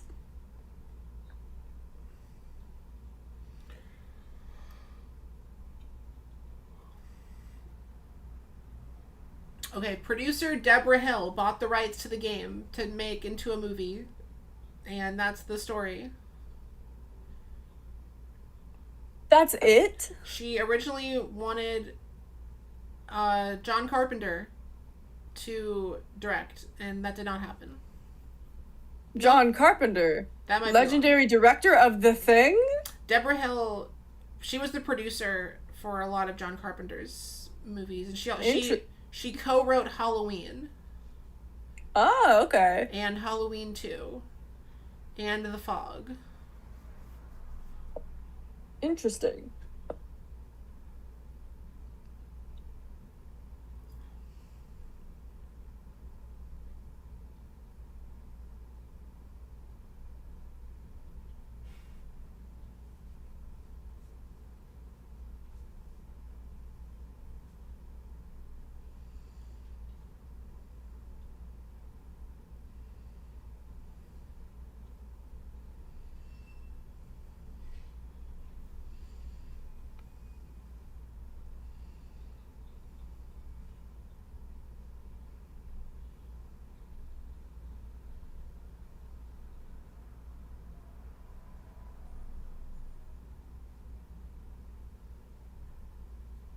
He chucked that key.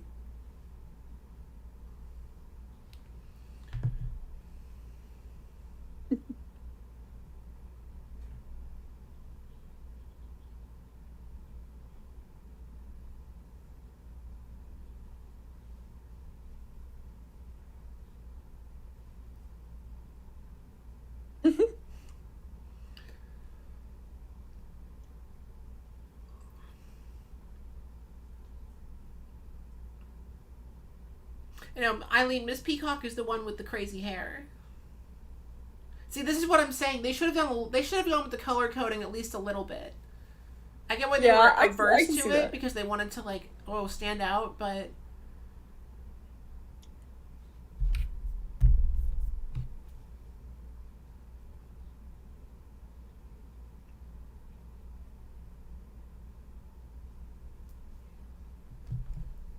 yeah. Wait, I think I was wrong. I don't think John Carpenter was ever attached to this.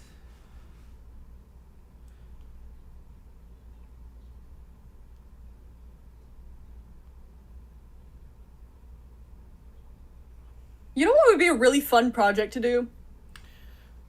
What? You know the Markiplier, like, choose your own adventure, like Markiplier in space? Yeah. We make a version of Clue with different YouTubers, but we have a choose your own adventure one.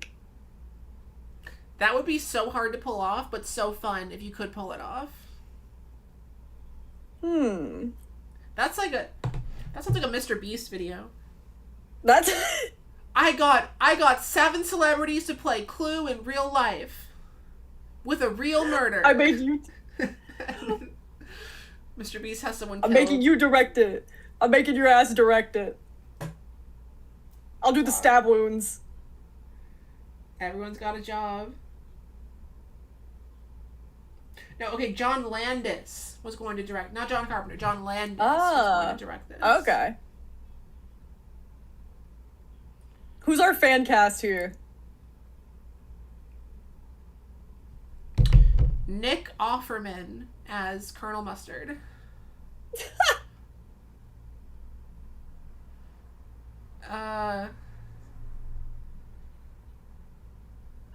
Let's see. Brendan Fraser as Colonel Mustard.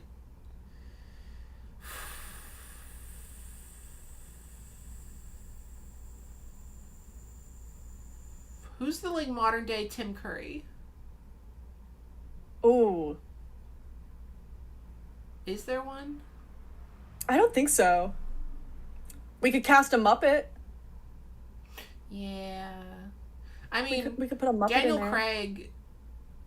I mean, his character in Knives Out is True. similar, but not the same. True.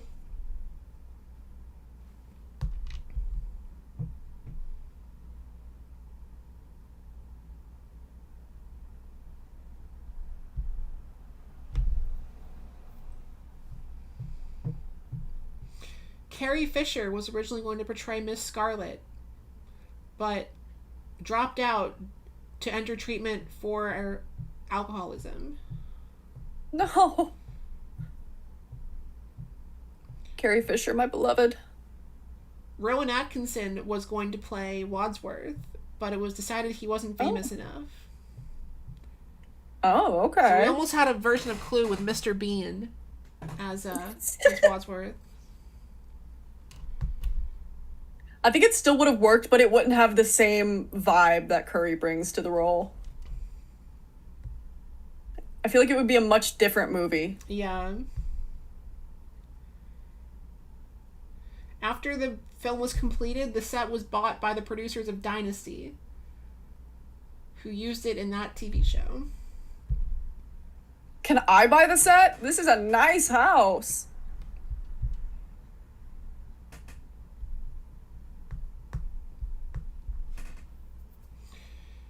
But we were talking about a remake. They've been trying to get a remake off the ground for 10 years. Oh, wow. Jason Bateman was attached to it in 2019. Who the hell was Jason Bateman gonna play? At one point, Ryan Reynolds was attached also. Fuck it, get the whole Arrested Development cast in there. Right now. The last update was in 2024, so if this remake happens, it's not going to happen anytime soon. I know what we have to do, but do we have the budget to do it? No. I don't. I don't know if you're I got $5. I have $5. I don't know if you're sitting I got on a pile of $5. cash. You never know who's rich these days. Yeah, you never know who's rich these days. So, any investors who would like to invest in two lovely ladies' film careers, please step forward. Step forward right now. We won't let you down. I mean, we might. No. We won't. We won't. Make a mean YouTube video, but it's I've never made a film. I made a documentary, but I didn't even really make it. My friend Kim made it. I was just in it. There's always a first for everything. It's true. Film debut, Clue.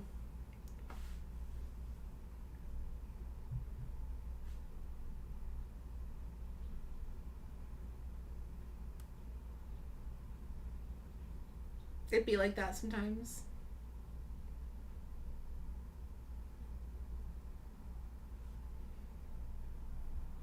Cast Gary Busey. You ever seen the movie Quigley? I haven't yet, but I have a friend who loves Quigley, and they have said if they're a special guest on my stream that they are going to have everyone watch Quigley.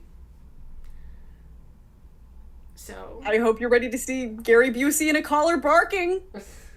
That's exactly why I want to watch it on stream. I hope you're ready.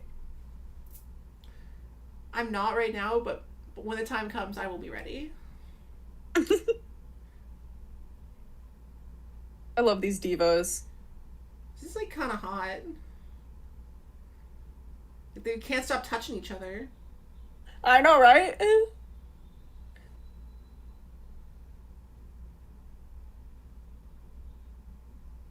I fear I would be Mrs. Peacock in this situation.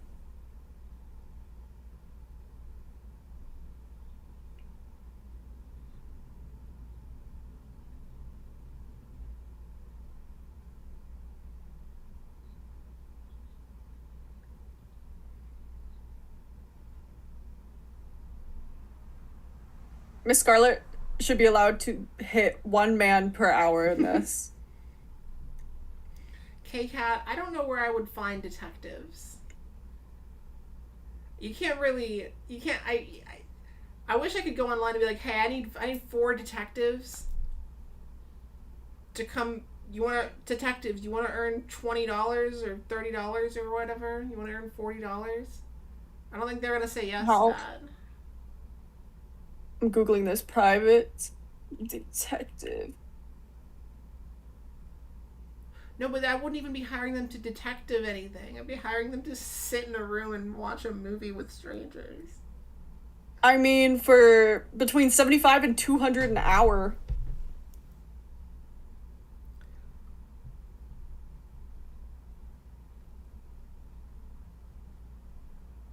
Just depends on how much you're willing to pay them. Yeah, my videos don't make that much money.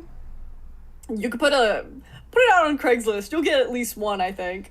I don't need I don't need strangers from Craigslist coming into my house. What? You don't want strangers from Craigslist, the safest No. website ever If in I'm your getting house? strangers, I'm getting them from Lex, which is the gay version of Craigslist.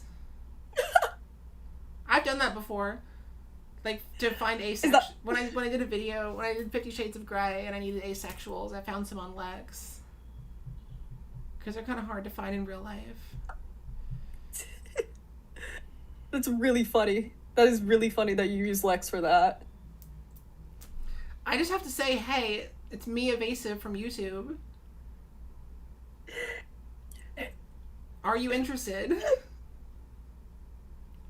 Hey, I'm one of the 5 queer creators that are still out there. Hey! If y'all don't know, Hey! Lex is like Craigslist, but more exclusive and more gay. I've used it once. Because I did not want a man repairing a sink in my house. I've used it to find roommates and to find people in videos. Hmm.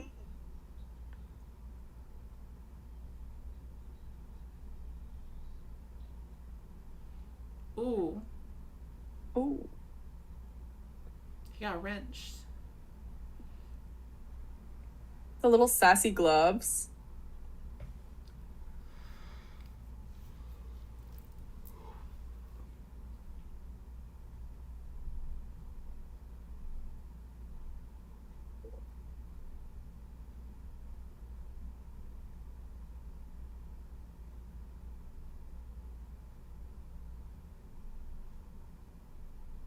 I love the atmosphere in this movie so much.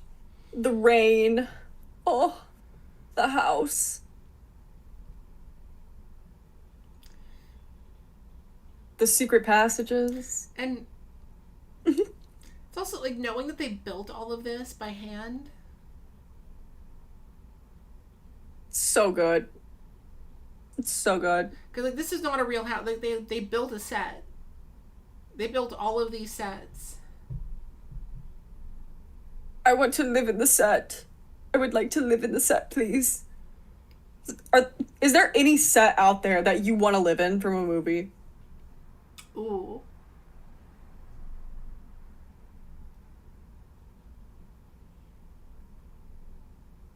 This is not. So I feel like this is a pretty good option. This is not a real answer, but the secret superhero hideout in Baby Geniuses 2 Super Babies. It's not a real answer, but it's the first thing that came to mind. They have like a cool hideout. Fair enough. It's got like a lazy river in their hideout. It's all like chrome, and they got computer screens everywhere. Oh my god. George Bush. I love that. George Bush shows up in this. They do like a video call with the world leaders, and George Bush is there. Was that pre or post? It was like it was during his president. I think it was like stock footage of Bush.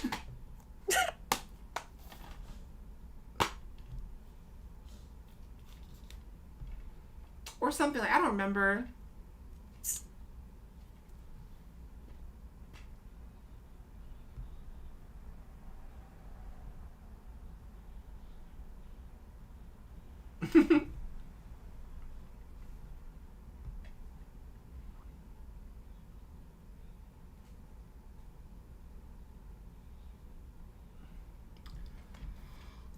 I've been shot. I've been shot. He said it so matter-of-factly. I know.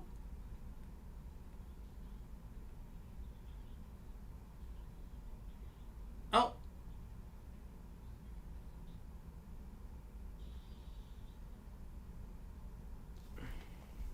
Yeah, I'd just lay down and die too, man. Alright, Abe. I know. This was a joke answer. Look at this. Look at his stupid face. The cover is so good. The cover is so funny. This movie is so bad. It's so good. I talked about it in a video It's once. It ends with them turning John Voight into a baby, and then the baby is like dubbed over. They turn John Voight into a baby, and then John Voight dubs over the baby, and it's this baby saying, "Oh, I hate babies."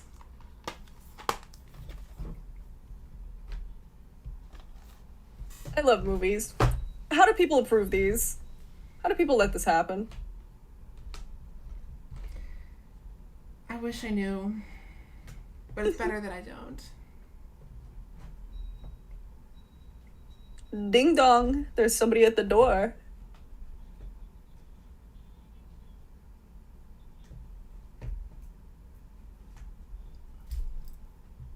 Hello? My cat is knocking at my door. Let them in.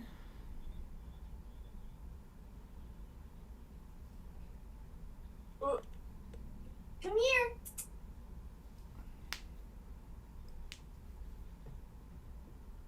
We have Miss Fork coming in today.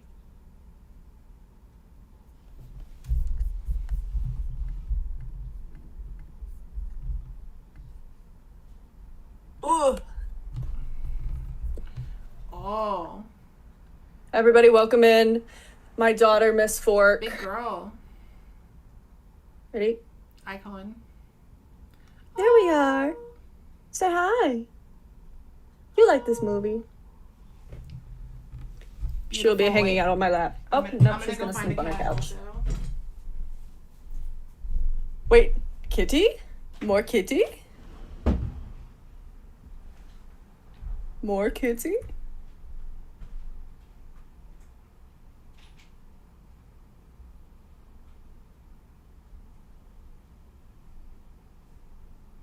Ooh, ooh. Camera adjust. Miss Fork. She has a brother. His name is Sir Spoonison. Yeah. Rude. I don't know where Spoon is. I don't know where he's at, but usually he's on that purple chair back there when the door's open. I'll grab the more agreeable one. Baby, oh, It's actually my roommate's. He's not mine, so sweet still. baby. he lives in my house. Oh. Did you come in here to lick your asshole? Is that what you wanted to do?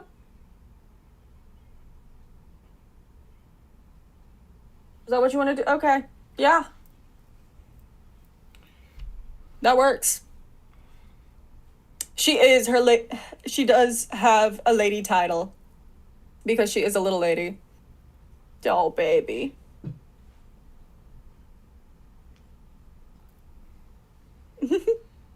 What's the cat's name? J. Edgar Hoover.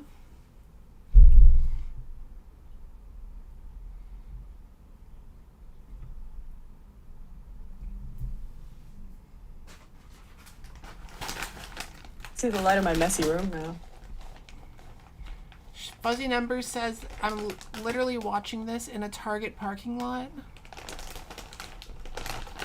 Oh, hell yeah. Why don't you go into the Target?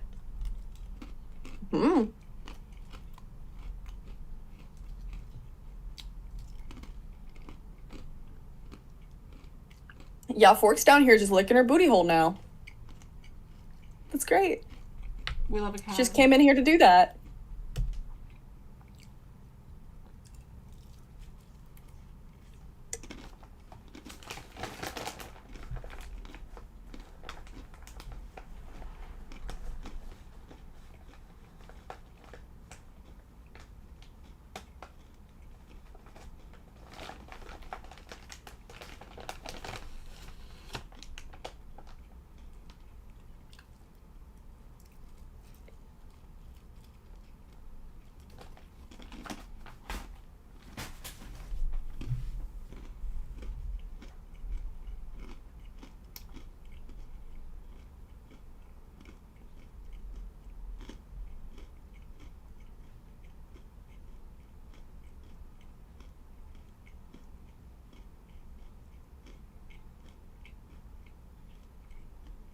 Getting freaky with it.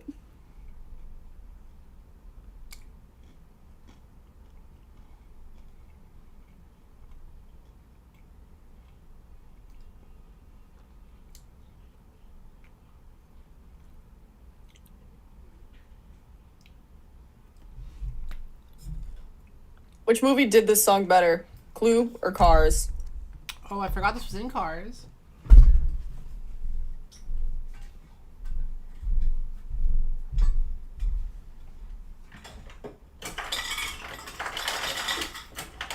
Oh, new lipstick recommendation just dropped for all my alternative baddies out there. Sinister Love. Forgot what shade this is, but it's my new favorite black lipstick. And look at it. It's magical.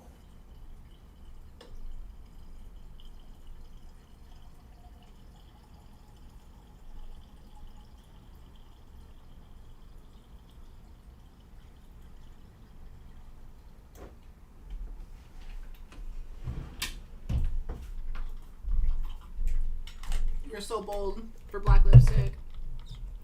I love a black lipstick. I think more people should wear black lipstick. I'm the type who I have exactly one lipstick color that works for me, and I just don't try anything else. I'm like, this one That's works. how I was. This one works. You can do it. You can do it. Eyeshadow is what I normally play with the most. I want to do your makeup one day so badly. I love doing makeup. When you inevitably end up in New York, or I inevitably end up in Orlando. Exactly. Exactly. You and or Prisk want to visit New York sometime. BH Ultra visited me recently. Oh yeah? Him and his British partner stayed on my couch for a weekend. Oh, I need to go back and do my rounds and say hello to all my wonderful friends and family there. Ow. Oh.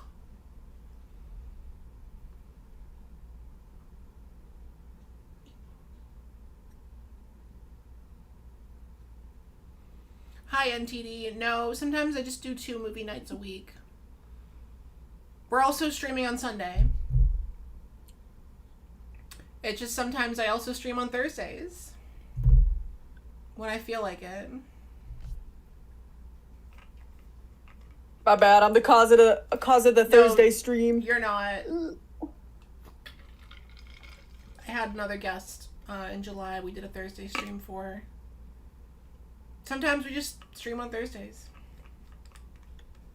That's good. I felt so bad after the first one. No, you're fine. We ended up watching Hundreds of Beavers. Which was a great film.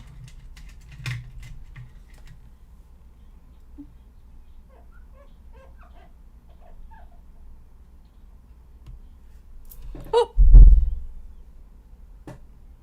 Me when the window of terror and despair opens up.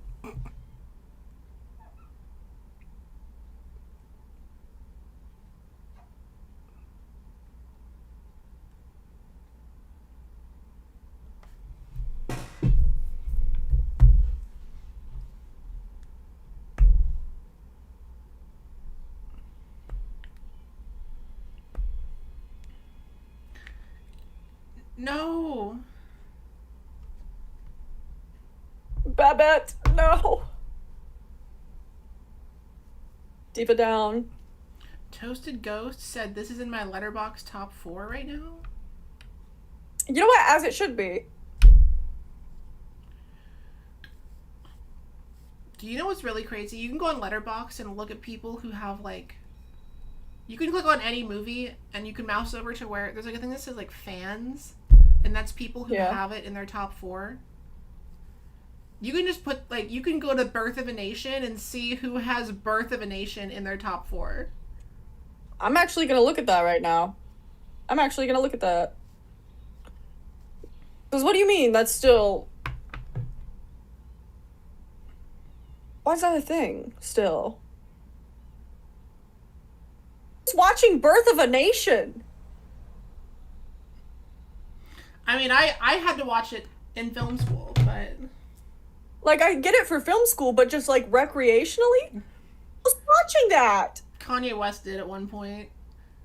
That was like one time on Kanye West Instagram story. This was like 2019 or 2020. He just like posted a pic of himself watching Birth of a Nation. Oh my god. Wow.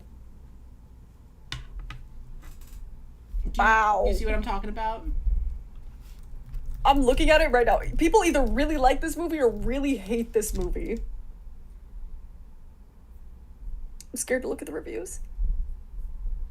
It has 136 people in Letterboxd who have it in their top 4. So they all gotta die. They all gotta die. Some of these have to be jokes. Like, I clicked on one account and his top 4 also consists of Jack and Jill and a Steven Seagal movie. Just put the whole person in a wood chipper. I think some people some people are just edgy. Good lord. Good lord. I like the review that just says no. Yeah, there's one account I see here, location Tel Aviv. And their top 4 consists of a Downfall, a 9/11 documentary, Big Mama's House 2, and Birth of a Nation.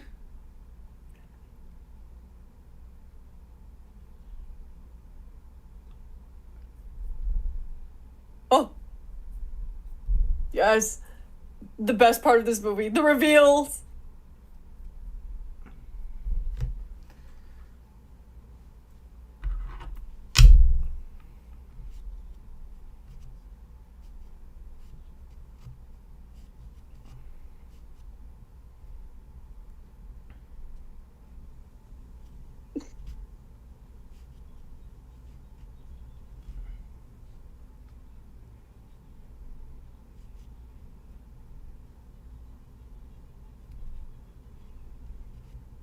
I love this sequence. I don't know why.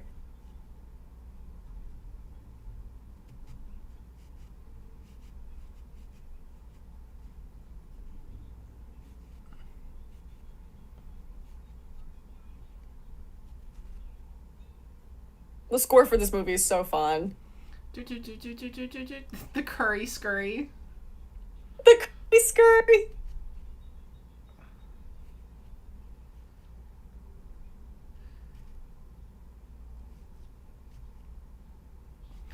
This came out December 1985.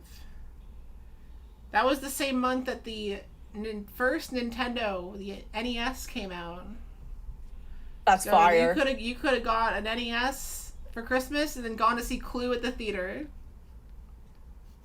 Must have been a fantastic year to be alive. Right?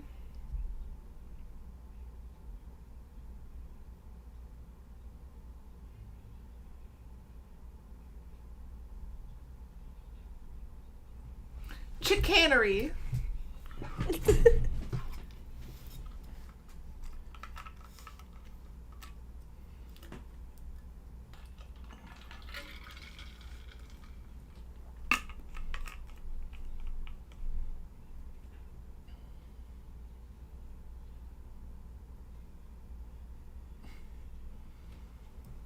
It's such a dumb gag.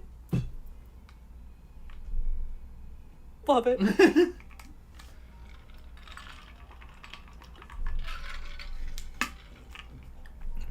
Tim Curry's sweating.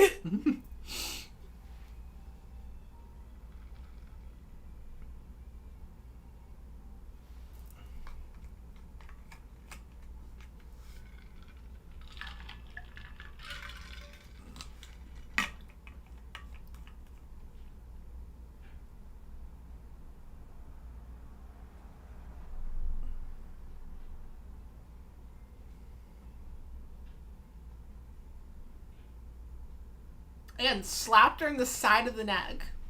It's so like why? Why the side of the neck?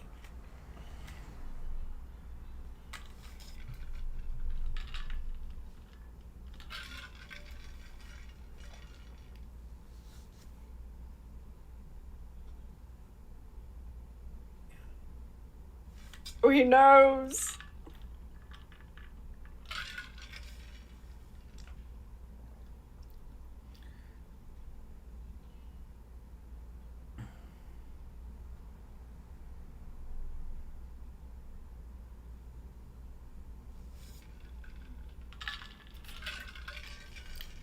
So this is the part of the movie now where we explain to everyone this movie had 3 different endings, and different movie theaters got different versions of the film with different endings. Yep. And the best part of this specific version of Clue on YouTube, is we get to see all of the different endings. They put them all at the end. Okay, cool. Yep. They put them all at the end. One of the Danny DeVito movies I had to watch had that type of ending. Oh no. It was Christmas in Love, an Italian rom-com that was. You know what? Yeah. I couldn't find it with English subtitles. I had to download the subtitles separately and sync them up myself. Look. That's your dedication to this. There was one. It genuinely inspires me. One happy ending, one sad ending, and one funny ending where Danny DeVito and the other 2 men in the movie crash their car into a warehouse full of fireworks and explode. Italians. Yeah.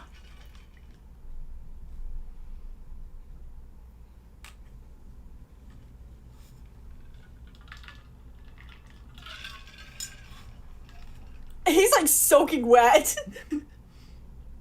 He looks like he just got out of the pool.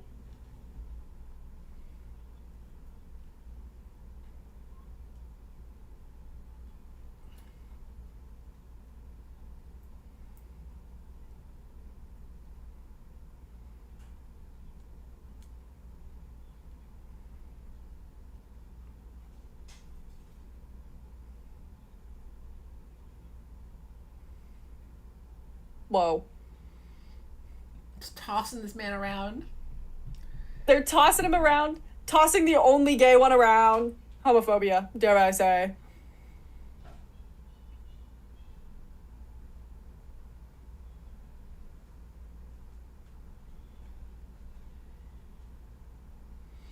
This was 1985. There was probably homophobes in the theater that were like, I hope he dies. Oh, for sure.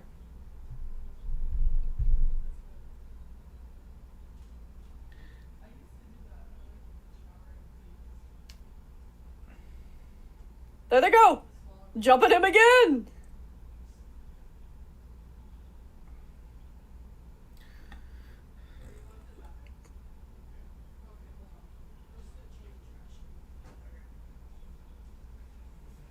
No. No.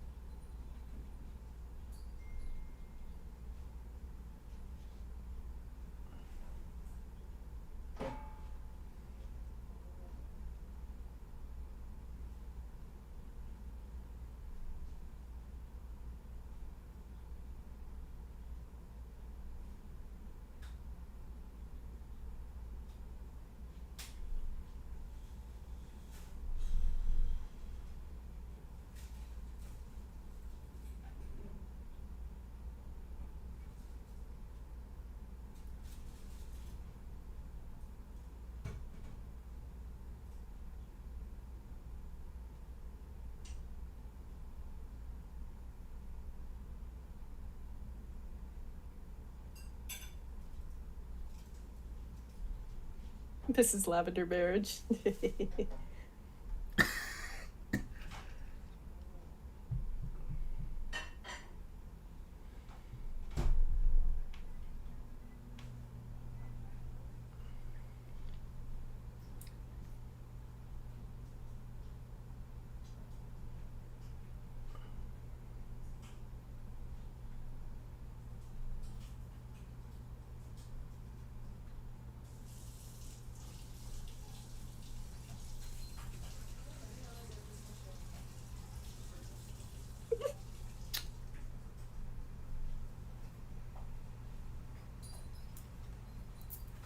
All right, bro.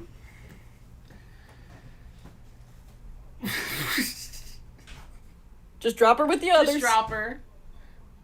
Bodies, bodies, bodies.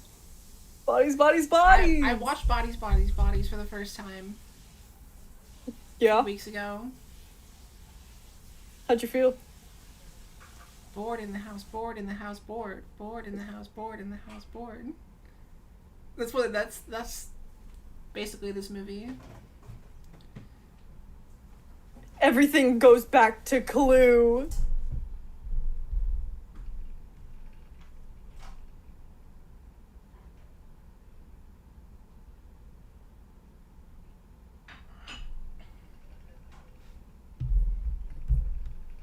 Yeah, Astronomator, we were talking about the Battleship movie. I've never seen it, but Rihanna's in it in her feature film debut. Battleship. Should we have a movie night where we watch Battleship? Someone in the chat said don't even watch out of curiosity. So it's probably boring bad. See, you'd hope it'd be funny bad at least. Apparently not. Damn.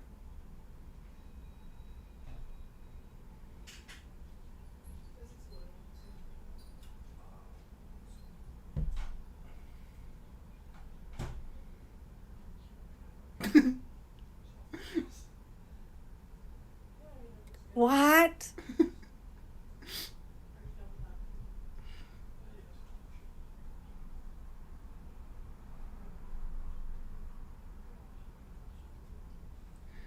Jehovah's Witnesses are not beatniks.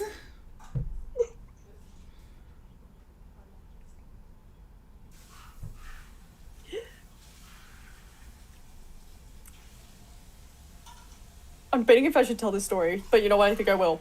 So once a week at this point, since I moved into where I live now, I get a letter in the mail from the person who used to live here before me. Oh no. And they were a Jehovah's Witness, Oh no. and they send me paragraphs upon paragraphs every other week or every week or so. And I'm at the point where I keep saving them, That would trying to get me to go to church with them. And I get a lot of letters from the IRS as well. So I don't know what happened here, but I don't think it's anything good. that's freaky. Like the witnesses are they're basically no joke. They're basically a cult. Like we know this. Oh yeah, for sure. When other cults consider you a cult. I mean, I guess all cults consider other cults. I will say, if you want to be an asshole to somebody, and you have their address and email and phone number, sending Jehovah's Witnesses to their door is really easy.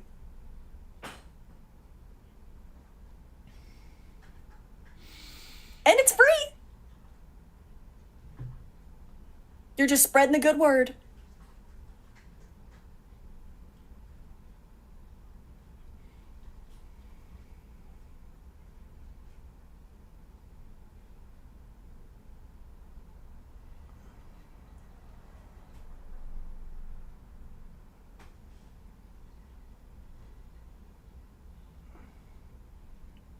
Oh.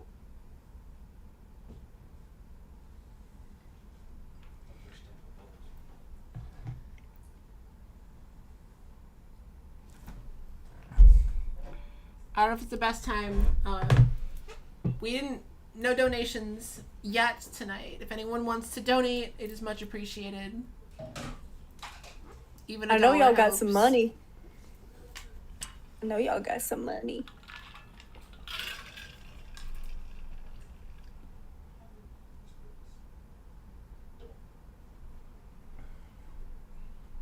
So this is the first ending? Yeah.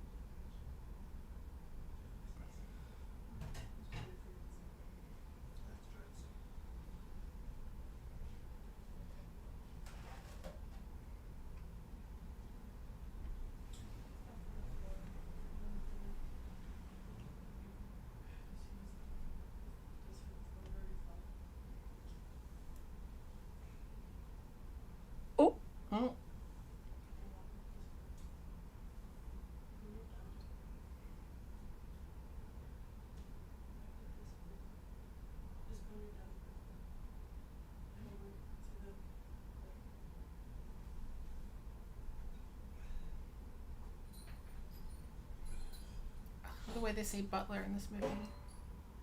Nah. Butler.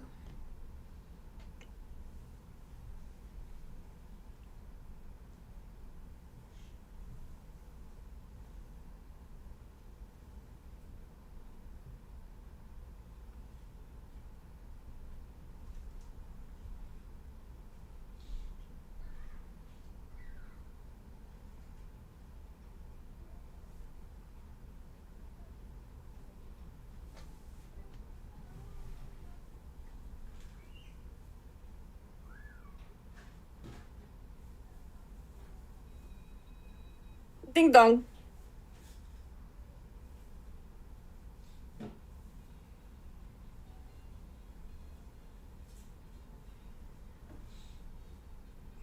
I like how that was like dubbed over. I'm only a guest. I'm only a guess.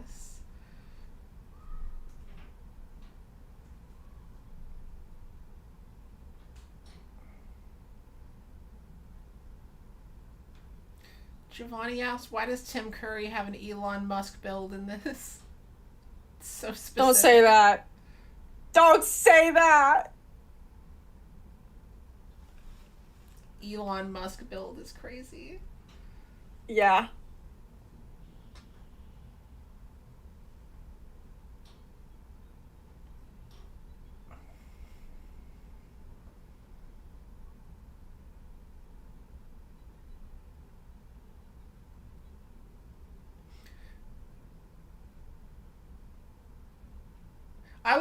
If that was the ending I saw in theater, I'd be pretty dissatisfied with that ending because it kind of ends out of nowhere. Yeah.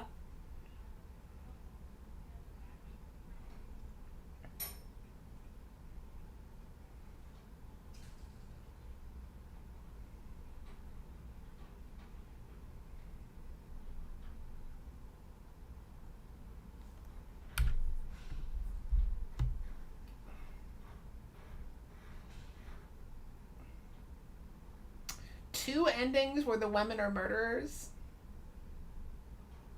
A little suspicious. There's some more diversity in here.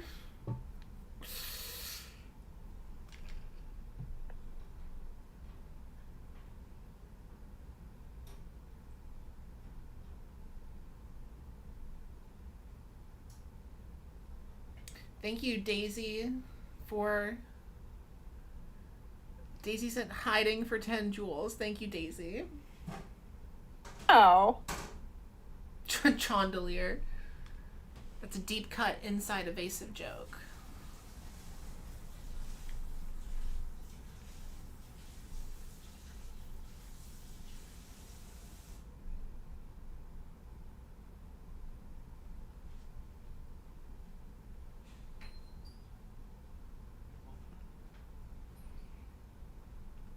Thank you, Abe Hoffman, for sending W.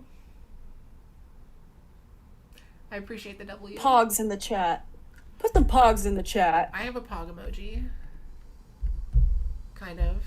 We need more pogs in the chat.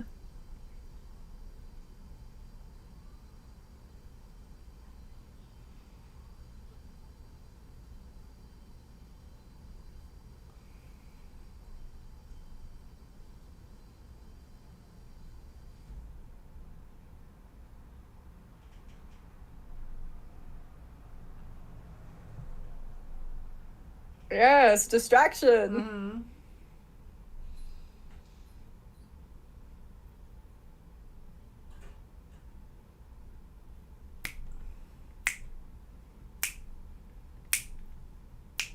Yeah. He said that one line very gay. I told you I didn't do it. I believe you. I believe you, King. Giovanni said I saw this in theaters with the best ending, fortunately. Ooh.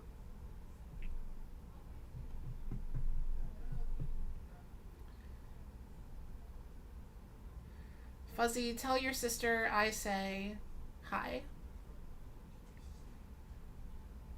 And no, I did not get 8 murderers to watch Clue. I got 8 convicted murderers to watch Clue.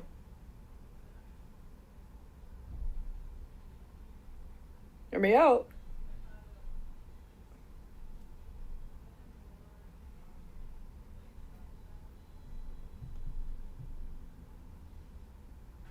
We got her.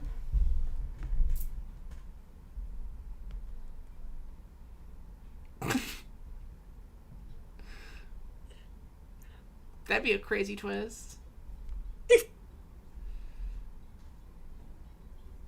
The true ending. The true ending.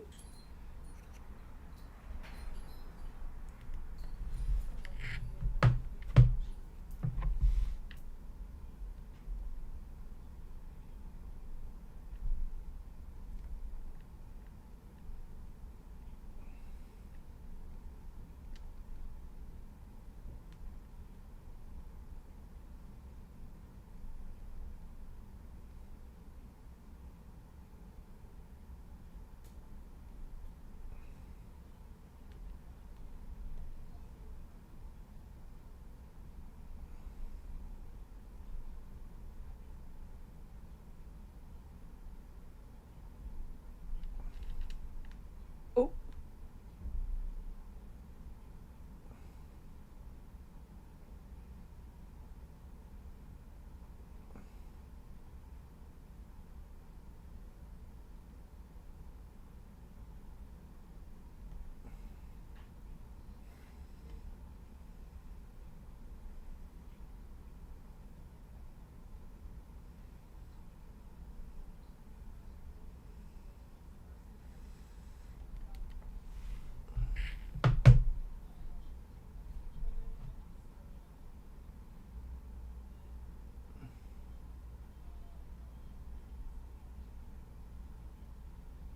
Oh. Falling up the stairs.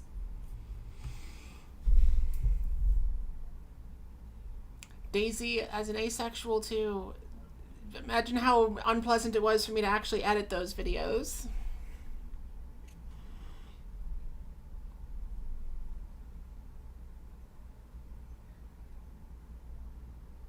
Ooh.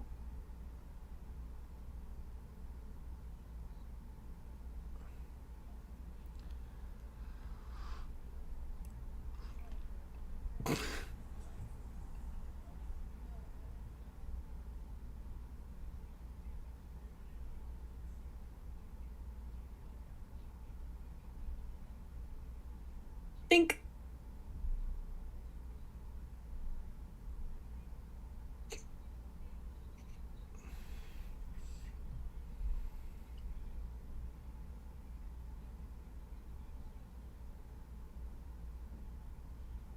Ooh.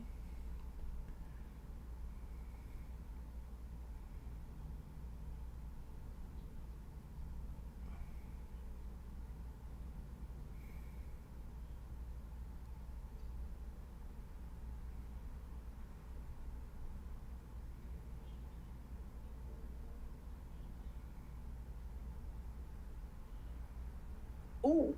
Twist.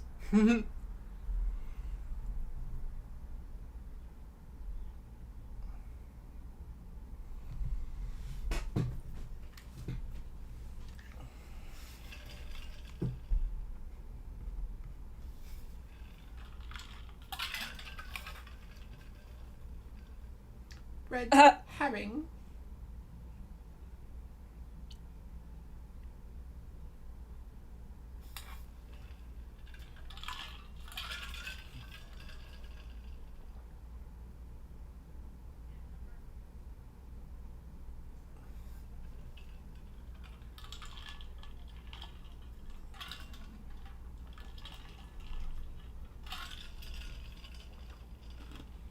Oh God.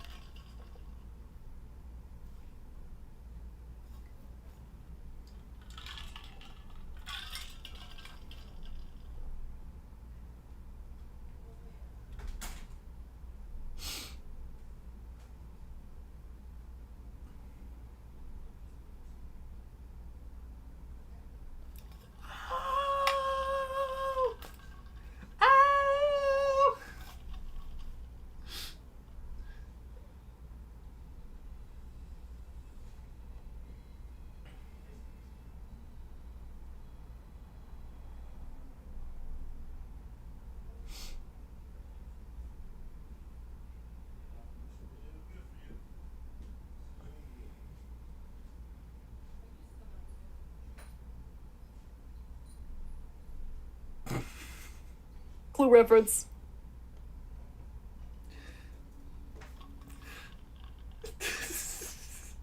He was never gay. I don't know if that last line was necessary. Yeah, I don't know if that last line was true. Wow. Yeah, I hadn't really remembered any of that. Very wild this movie. This is exactly why they didn't make any more board game movies after this, because they can't top this. They can't even, why even try? You can't top that. And the credits, too, being clue cards being flipped over, you can't top that, simply. If they make the remake, that goes any further, I'm gonna be very concerned. Unless they get like a crazy good director for it, I don't see how that could possibly be any good. Or we either have to stop it or make our own. Anywhere close to as good as the original, that is. Exactly. Clue and Cluedo are trademarks of Waddingtons and Parker Brothers for their world-famous board game. Yeah, in Britain they call it Cluedo because they think they're funny. Disgusting. British people, am I right? We got any British people in the chat? Probably not, because it's really late there. I know a couple of mine are... I have a surprisingly large British audience. I saw a couple of them in here earlier. Yeah, I have some Australians. I don't know where they went. I have a bunch of Australians in my audience. So this is the part of the stream now where we are going to go read your Letterboxd reviews that you are about to leave for this movie right now if you haven't left one already. So go leave a Letterboxd review, and then we'll read them. I'm gonna delete it and then I'm gonna redo it. Oh, I mean, you can just write another one.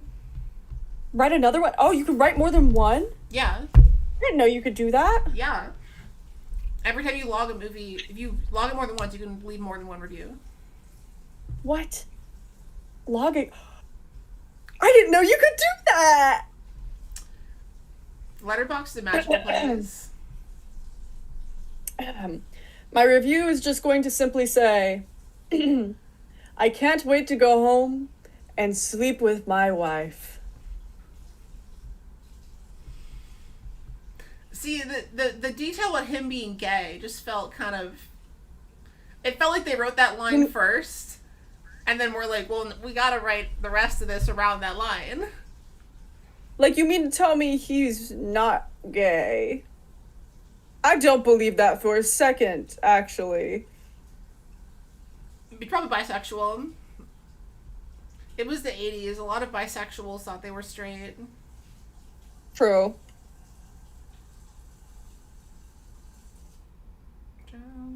Beautiful. Shake, rattle, and roll. Beautiful, beautiful. Rattle and roll. No gay son of mine will not be gay. Well, thank you all for joining us for Clue Night. I'm going to pull up your Letterboxd reviews now. Would you rather have a thought son or a gay daughter? My water bottle. Would you rather have gay thought or son daughter? Would you rather have a gay daughter or thought son? Would you rather have a gay thought or a son daughter? Gay daughter son thought. You know, I'm still not entirely sure what thought means, and at this point, I don't know if I really want to ask. It's okay. It's okay. You don't need to know. People used to tell me it meant that hoe over there. Don't even think there. about it. But I'm like, that doesn't make any sense, because how can it be? Because then when they use it in a sentence, it'd be like, oh, she's a thought. Maybe over and there. It's like, she's that hoe over there. Like, yeah. Doesn't make any sense. Your acronyms don't make sense. Okay, I'm reading a review. Someone left a review. Someone not in our chat, just someone else who watched this movie today. Left a review that said, she pipe on my wrench in the ballroom till I revolve her. Yeah. Yeah.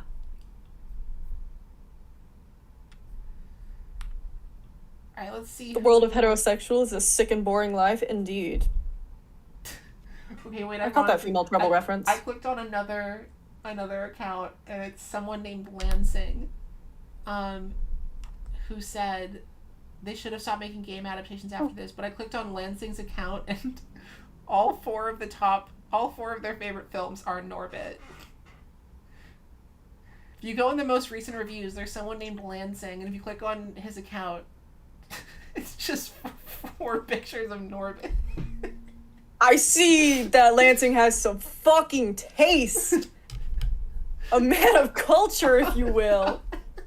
All top 4 movies are Norbit. And it's the same picture. You understand. You can, if you're a pro or a patron member of Letterboxd, you can change what photo you want for each film. This guy did not do that. It's just the same picture of Norbit 4 times. God, that's beautiful. I love that. I love that so much, actually. Okay. Lansing is aware that a bitch go down the slide.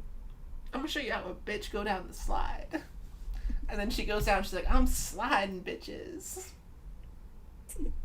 Cinema. I love that movie. Cinema. It's peak cinema. Peak cinema. Christopher Nolan fell to his knees when Norbit came out. Yeah. Inception who? Alright, let's see. Have any good ones? Did I just lose? Wait, I think I went too far. Alright, let's see. Queef Cakes said, Jonathan Lynn was such an indecisive bitch, he wrote 3 endings for the film, and you know what? Same.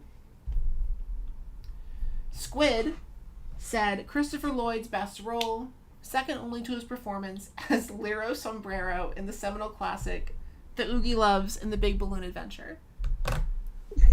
Also, Jinx Monsoon should play Mrs. Peacock in a remake. You know, Squid, thank you for bringing up The Oogie Loves and the Big Balloon Adventure, because that's a movie that I think people don't talk about. You feel like it's slept on? It was slept on when it came out. Have you ever heard of Oogie Loves and the Big Balloon Adventure? I don't think I have, actually. You know what? I'm gonna pull up a picture of the Oogie Loves on a... I'm Googling this. It came out in 2012. It was... What are these little creatures? Exactly. It's, it was supposed to be like a Teletubbies type of movie. Okay. Their whole gimmick in the trailers and everything was like, this is a movie for little kids. Take your little kids and they can jump in the aisles and they can sing and they can dance on our big balloon adventure. And they're gonna have a great time singing and dancing in the aisles at the movie theater for Oogie Loves. And the movie did not do well at all. It did horribly. Oh. Kids were not dancing in the aisles. Kids did not go to this movie. The kids were slightly afraid of the Oogie Loves. Here's a picture of the Oogie Loves. There they are. They look like they should have been, like, lost media from the 90s. You know what I'm saying? But yeah, this is a movie Christopher Lloyd had an appearance in.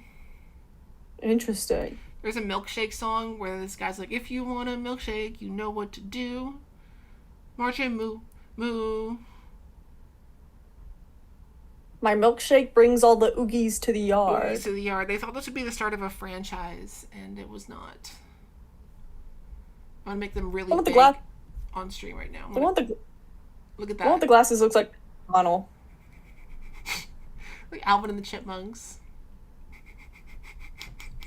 Have you ever seen that tweet? It's like a tweet from Theodore the Chipmunk. And it's like Alvin just kicked Simon out of the band and changed our name to Alvin and the Chipmunk. I got real scared for a second. I thought you were gonna reference which chipmunk is getting the best head right now. No, it was like a tweet where it's like, Alvin kicked Simon out of the band and changed our name to Alvin and the Chipmunk. Not even Alvin and Theodore. I'm just a thing to him. I'm just a thing to him. Oh my god, that's actually beautiful.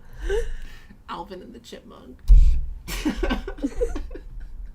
Okay, Kudelia said 1 plus 2 plus 1 plus 1 equals 5.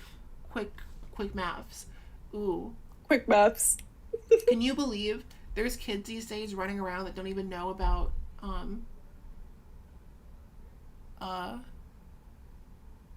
They don't know about quick maths. they don't know about the Tango Skidda. I don't know.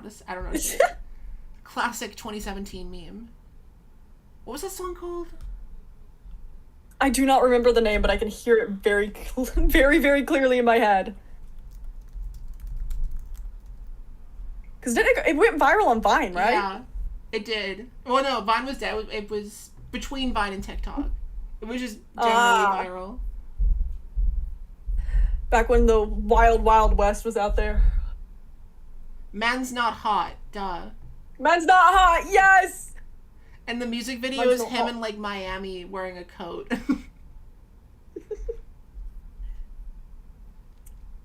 My goodness. Snowy Hello, said, Mrs. Lady Fork. Snowy said, Miss Scarlett, if you read this, I'm free on Thursday night and would like to hang out. Please respond to this and then hang out with me on Thursday night when I'm free. Miss Scarlett, please. Miss Miss Scarlett, Scarlett, please. Miss Scarlett, if you could hear me, Miss Scarlett, please. Please. Please. Macaroons for Rose said, this review's in 3 parts, like the endings. We're so lucky this wasn't remade in the 2000s. That would be hell, but here's my funny fan cast. It was directed by the worst director you know, with cross-dressing. Adam Sandler as Professor Plum. David Spade as Colonel Mustard. Rob Schneider as Mr. Green. Will Ferrell as Wadsworth. Owen Wilson would be Mrs. Scarlet. Vince Vaughn would be... Okay, so an all-male remake of Clue. Really bold. Vince Vaughn would be Miss Peacock. Seth Rogen would be Miss White. And Ben Stiller would be Yvette. But where is Kevin James in this? Where's Kevin Spacey in this? Where's Kevin James? Where's our Kevins? Where's the Kevins? Eddie Murphy from Norbit as Mr. Body. Let's get Rasputia in there. Let's get the been character reviewed. of Rasputia in there. That's how it could have been reviewed. But how about this? In fact, let's talk about Billy Madison and Happy Madison, nee Gilmore, and see how they've been doing in the past 6 months since we watched Happy Gilmore on stream. Oh, that's right, we did watch Happy Gilmore on stream. I forget sometimes the movies that I watch on stream. If it wasn't for Letterboxd, I wouldn't be able to keep it straight. Oh my god. Seems like they got twins now. We've got roommates, and don't say good luck on the way tomorrow, so that's great. That's how it could have been reviewed, but here's my actual review. Clue was really good, though. I watched it again. Yvette is the fattest hear me out I've had in a while. If I had a spine, I'd also say that Anger Management 2003 had the fattest hear me out of all time. I haven't seen Anger Management 2003, and I'm concerned. Oh my god. Fuel said, would anyone care for fruit or dessert? You said, I can't wait to go home and sleep with my wife. Nora said... I can't wait to go home and sleep with my wife. Nora said, curry scurry. Ursa Monroe said, peak cinema. Somehow had as much fun watching this with the Evasive stream as I had watching it with a Shadowcast a while ago. The only stand on this film is the reveal that the gay character is not gay. I once again thought that Leslie Ann Warren was Susan Sarandon. Audrey said, our lives are in danger. You beat Nick. Wait, that's so funny. Audrey isn't in our stream. Audrey's just somebody who happened to be watching this movie at the same time as us. That's so real. Abe said, proof that board games can work as feature-length films when the filmmakers are given the right material. I had a total blast watching this. Every actor looks like they're having fun with their roles, especially Tim Curry, who I love. His comedic timing and the multiple twists are fun enough to keep one guessing. I'm always going to love these whodunits. Raina Dora said, alright, Tim Curry's hot, obviously, and I love Miss Peacock too. I love her fashion sense. Mine is half a star, though, because I forgot to keep track of how many times the gun was fired. Because it was the one scene I saw before watching the movie, even though it wasn't the true ending. Anyways, now that the movie is done, I'd like to go home and sleep with Mr. Green's wife. And Nissa said, hijinks. And that's all your reviews. Beautiful reviews. Beautiful reviews, everybody. Um, thank you for joining our stream. It's not over. Me? Me? Thank you for having me. What the fuck? I'm so excited to be here. Yeah, thank you for bringing us Clue. Next time you're on my stream, we should watch a classic monster movie, since that is. Oh. We haven't watched enough. Oh, of next those. time. We haven't watched enough of those on my stream. Have we watched? I have quite a few of those. We've watched. But I also have something better for you. We've watched some old Godzilla movies on my stream, but that's about it. Oh, I've got something incredible for you. Have you ever heard of the 1992 practical film Munchie? That's the one where it's it's the picture of him flying around on a pizza, right? Yeah. Uh-huh. With a very drunken and slurring Dom DeLuise. It's on Tubi. Fucking evil gremlin. It's on Tubi, y'all. Big news, Munchie is on Tubi. Wait, I love this. You gave it half a star and also 5 stars. That's so funny. You know, I close my eyes at night and I see Munchie in my dreams every single night. You watched this recently too. Did you watch this on your live stream? No. I watched this alone in my room with a bottle of alcohol clutched in one hand. I love the idea that you probably never watched. What's like a famous movie you've never watched? Titanic. You've never seen Titanic, but you've seen Munchie. Uh-huh. Actually, no, I did watch this on stream one time. The first time I was in my bed day drinking while watching this. As you would. Frankie Frico. But what were you day drinking though? Oh, I was day drinking just straight vodka. Munchie. Tabasco flavored vodka. Was it, what brand of vodka? Hold on. Which one is it that makes the Tabasco? It's in my fridge right now. Munchie seems like an absolute vodka type of film. It is. It's a film you don't want to watch sober. Absolute, that's it. That's like when it's something. My video about Junior, one of my favorite jokes in any video anyone's ever done of mine is in the video for Junior. One of the guys in it was drinking a Miller High Life. He was like, Junior is a Miller High Life type of film.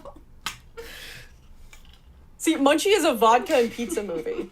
If you sit down, you have to be drinking straight vodka, no chaser, and you have to have pizza in your other hand. Otherwise, it just simply, the vibe is not right. I want to read your review of Munchie right now. You wrote, I don't even know what I put. I've never had a movie make me want to kill myself more than this podcast taping on a camera. Everything about it pissed me off. From the dog shit plot to the strange and stiff practical effects, Munchie is truly one of the worst movies of all time. Using the term movie here is almost a joke. Whoever decided to greenlit this project deserves federal prison time and to have their hands cut off so that we as a society may be saved from ever having to witness something of this nature ever again. If I could rate this lower, I would cry tears of joy that would be more authentic than the birth of my firstborn. And you said that sounds about right. And you said that with your whole heart. You also gave it 5 stars. So y'all... Sounds about right, yeah. Follow Dolly on Letterboxd. I think you deserve more Letterboxd followers.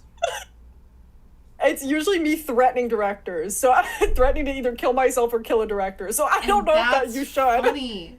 And that's funny. And that is funny. Oh my god. Yeah, I think it's Dolly Zombie, but the O's are zeros. I'm not sure. But you know what? I'm gonna look at you'll find me. The green hairs. Since I'm here, I'm gonna look at some of the other things that you've watched recently. Yeah, you can't miss the green hair anywhere.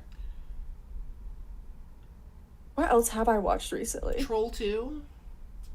Oh, Troll 2? Yeah, I had to show Chris that because he had never seen Leprechaun in the Hood and Leprechaun Back to the Hood. Warwick Davis is a masterful actor. You watched Minions. You watched. Oh, yes. You watched Death to Smoochie recently. Shout out. Why, I gave that yes. segment to Connor McDowell, who is another Oh, that's awesome. YouTuber. You gave K-pop My Demon biggest issue. Hunters 1 star. Interesting. Yeah. I wanted to off myself while watching that, You know actually. what? Valid. I'm a sucker for songs and flashy fight scenes, so. But realistically, why I did like musicals. you watched Hot Tub Time Machine? Yep. Okay, well, hold on a second. Respectfully, you gave the Mario Galaxy movie a higher rating than K-pop Demon Hunters. That Yes, I did. that seems wrong. That seems incorrect, objectively speaking. Yes, I did. Yes, I did. The You know best- what? Bowser, When he Mario, may be a flawed character, but he's a good father, goddammit. the best part of the Mario Galaxy movie is when Yoshi wakes up in modern day Brooklyn. I think that should have been the whole movie. That's true. That is very true. I'm just scrolling way back in your letterbox now. You watched Oh, no. how far back does this go? Oh, just the last year. Yeah, like 2024, and I keep forgetting to log movies in here. That's my biggest Well, crime, you'll is I forget remember- to log movies. You'll remember more if you have more followers. Oh, God. You gave Elf half a star. I fucking hate that movie. Evasive, I fucking hate that movie so much. What did Elf do to you? You're literally green.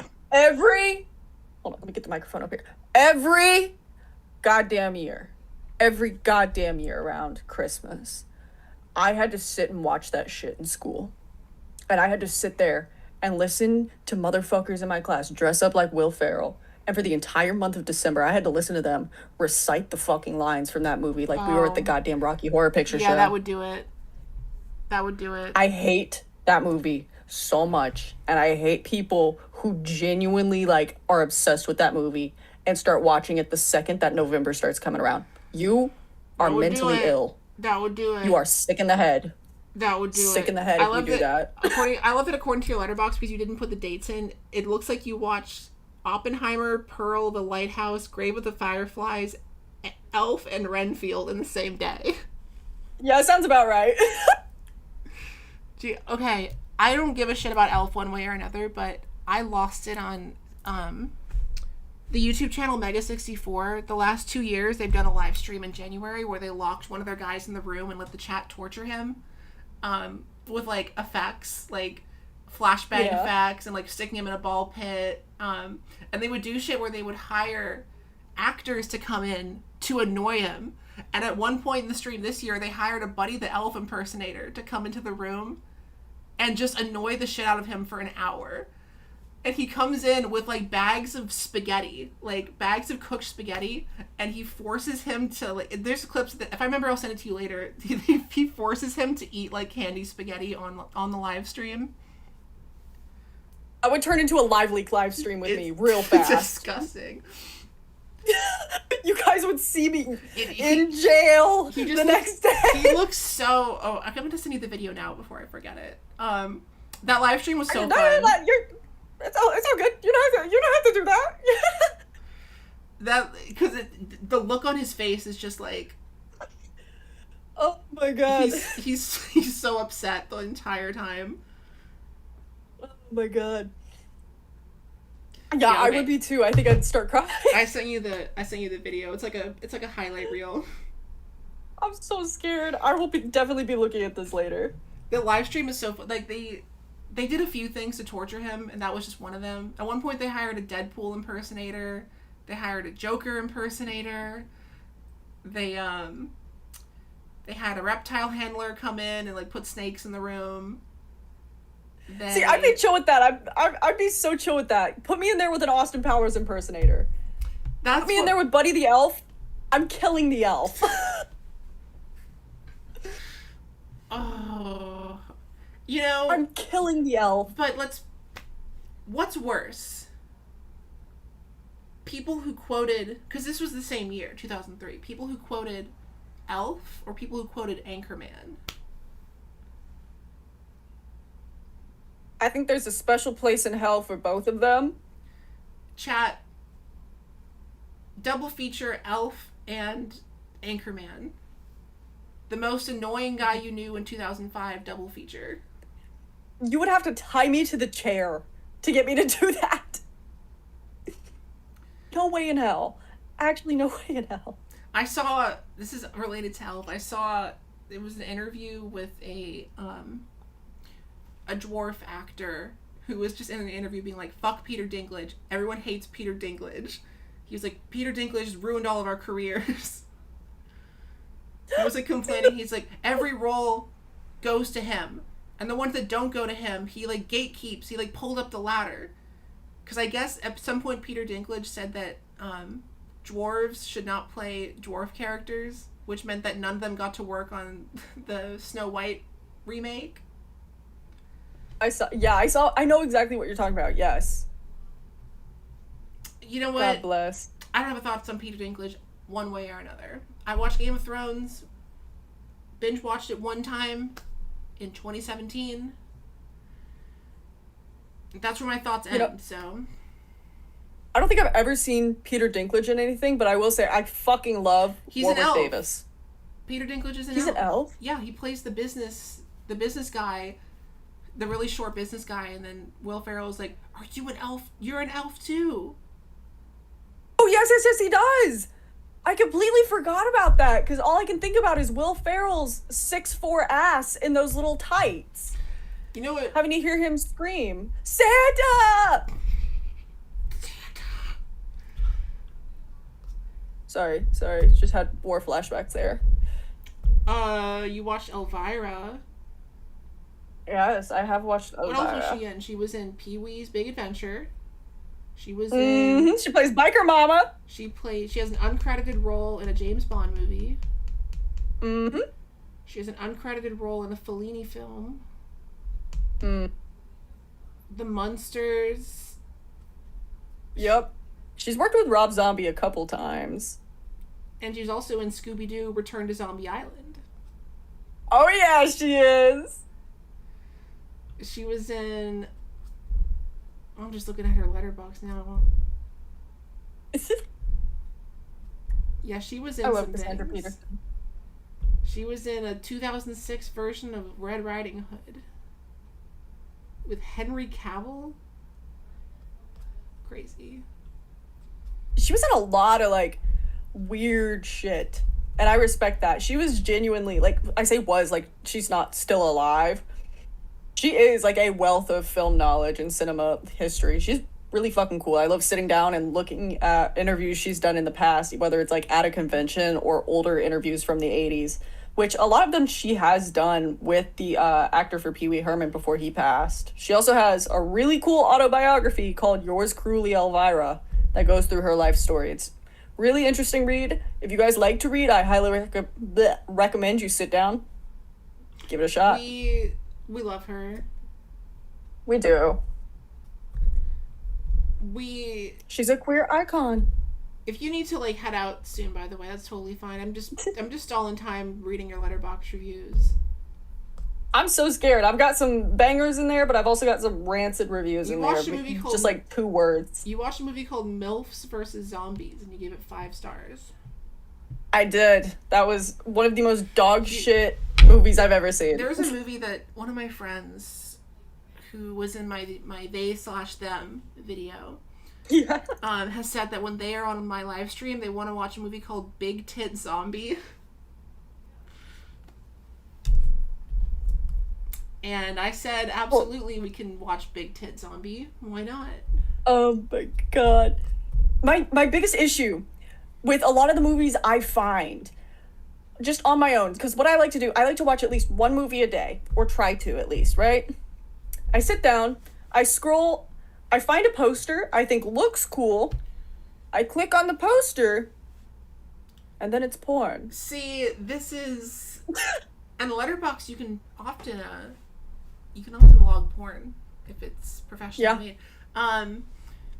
And I've said this before in my stream, part of why I've seen so many movies is during COVID, I would wake up every day, get a coffee and a bagel, look at the list of like most famous movies ever, and pick one at random.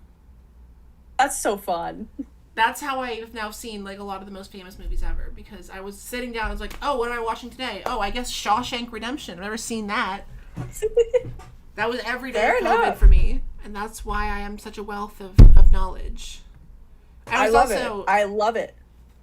I multitask a lot when I watch stuff, so Yeah. like Let's see. I usually play I'm gonna video do games. a scroll. I usually play video games while I watch stuff. That's what I do. I like to play Minecraft. I'm really bad at Minecraft. I've just gotten into it. Like, I used to play it when I was a kid. I stopped for like 10 years and now I'm back to playing it. It's kind of fun. I was never a Minecraft kid. I was like I like missed the boat. And part of the reason I missed the boat on Minecraft is because when it came out, my family had like a shared computer. And Yeah. my brothers would fight over it all the time, like fought over who got to play Minecraft, and I wanted nothing to do with that, so I just went and played on the Wii instead. Fair enough. Fair enough. Let's see here. What else have I not logged in here? I don't think I put. I'm missing some movies that I know I've watched in here. You can also go and add movies that you watched before you ever made a letterbox. I need to really badly. Because there's a lot of movies I'm seeing here on Tubi just scrolling through. There's also, I'm sure you know this, but you can, there's a setting, it's in the upper right, well, depending on what you're looking at, where you can toggle a thing to fade out movies you've already seen before. Ah. So it makes it easier when you're looking at a whole list to just see, like, oh, I've seen that one, I've seen that one, I've seen that one. Chat, by the way, we're just hanging out. If y'all gotta go, we're just chilling. I'm not gonna be. We watched Clue. I gotta leave my Clue view. My Clue view. Clue view. My Clue review. My Clue view. I'm trying to decide what should my movie of the night be. You know what? I can tell you. What you got for me? What you got for me? You're gonna watch another movie tonight? Yeah, I'll probably watch another movie to go to bed. I like to lay back and watch my movie, and then I go to bed. All right. You want a good movie? Yeah, I want a good movie. All right, I'm gonna look at my top 4 and see which of my top 4 you've never seen. All right. Then after that, I got a jump scare I need to tell you about that I had on Tubi the other day. Tubi jump scare. Tubi jump scare. My top 4 in Letterboxd, by the way, are My Neighbor Totoro, Sing Street, okay, Whiplash, okay, and Chungking Express. Chungking Express? What is this? Chungking Express. It's a Hong Kong film. Okay. And it is. I watched it again in June, and it's still a top 4. Have you ever seen any of those 4 that I just said? Yes, I believe I've seen Whiplash. I've seen My Neighbor Totoro.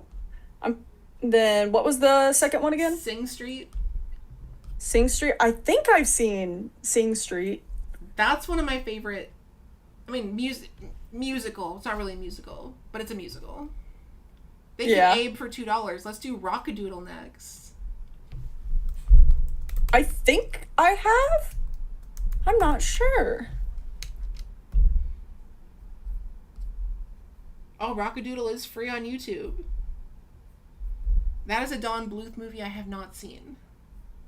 I'm putting this on my list of movies that are free on YouTube to keep a note. Yes. You know what? I'm going to look at some of my other 5-star movies, and I'm going to give you what, I mean, I guess so down. Streaming services is, that's a pointless question. That's a pointless question. I am going to be king of the pirates. Like, The One Piece is real. The One Piece is fucking real. For those of you, I don't ever show my tattoos because I don't show my arms online, but I do have a little chopper tattoo over here. See, I haven't watched enough anime because I keep watching depressing movies that make me sad.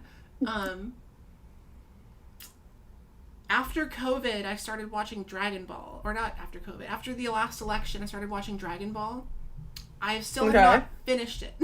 I have like 50 episodes and 2 movies left. So, and mind you, I'm watching the whole franchise. So, I will get to One Piece. And when I watch One Piece, it will take me years. It might take my entire... You're gonna love it. I feel like I'm gonna start watching One Piece when I'm 30 and finish it when I'm 40. Like, realistically, you're gonna fucking love it. I know I'll love it. Like, I've been loving Dragon Ball, and I'm at the very end, and I'm like, oh, I don't want it to end. So I've been like delaying finishing it, even though it's still like 50 episodes. Have you ever watched Death Parade? No. That is a pretty... I watched this forever ago. Let's see, it came out in 2015. I think I watched this 2015 or 2016. I remember that being pretty good. It's like a bunch of people are like competing to like determine what happens to their souls. It's pretty solid. So if you get a chance, you should watch it. It's only 1 season. I do love a nice 1-season anime. Watching Dragon Ball has been a life-changing experience, but I might make a whole video about the experience of watching an anime that long, but yeah. I'm looking at movies I've rated 5 stars. I want to hear which of these you have not seen. Fight Club. Seen Fight Club. Parasite. I have seen Parasite. Whiplash, Everything Everywhere. Yes, yes. Into the Spider-Verse. Spirited Away. Kill Bill Part 1. Yes. The Shining. Yes. I gave Lady Bird 5 stars, but I don't know if I would still hold to that, because I haven't seen it since it came out. Challengers. Fantastic Mr. Fox. I like Challengers. Fantastic Mr. Fox. Shawshank Redemption. Mean Girls. Matrix. Arrival. I don't remember why I gave 5 stars to Arrival. I've seen Arrival. Blade Runner, the sequel. Blade Runner 2, 2049. Shrek. Before Sunrise. Oh, yes. Before Sunrise. Hold on, what is this? Oh, you've never seen Before Sunrise. What is this? Okay, so it's a trilogy of films. It's also it's also like, especially the second one, it's not that long. It's Ethan Hawke and Julie Delpy, and the whole movie is...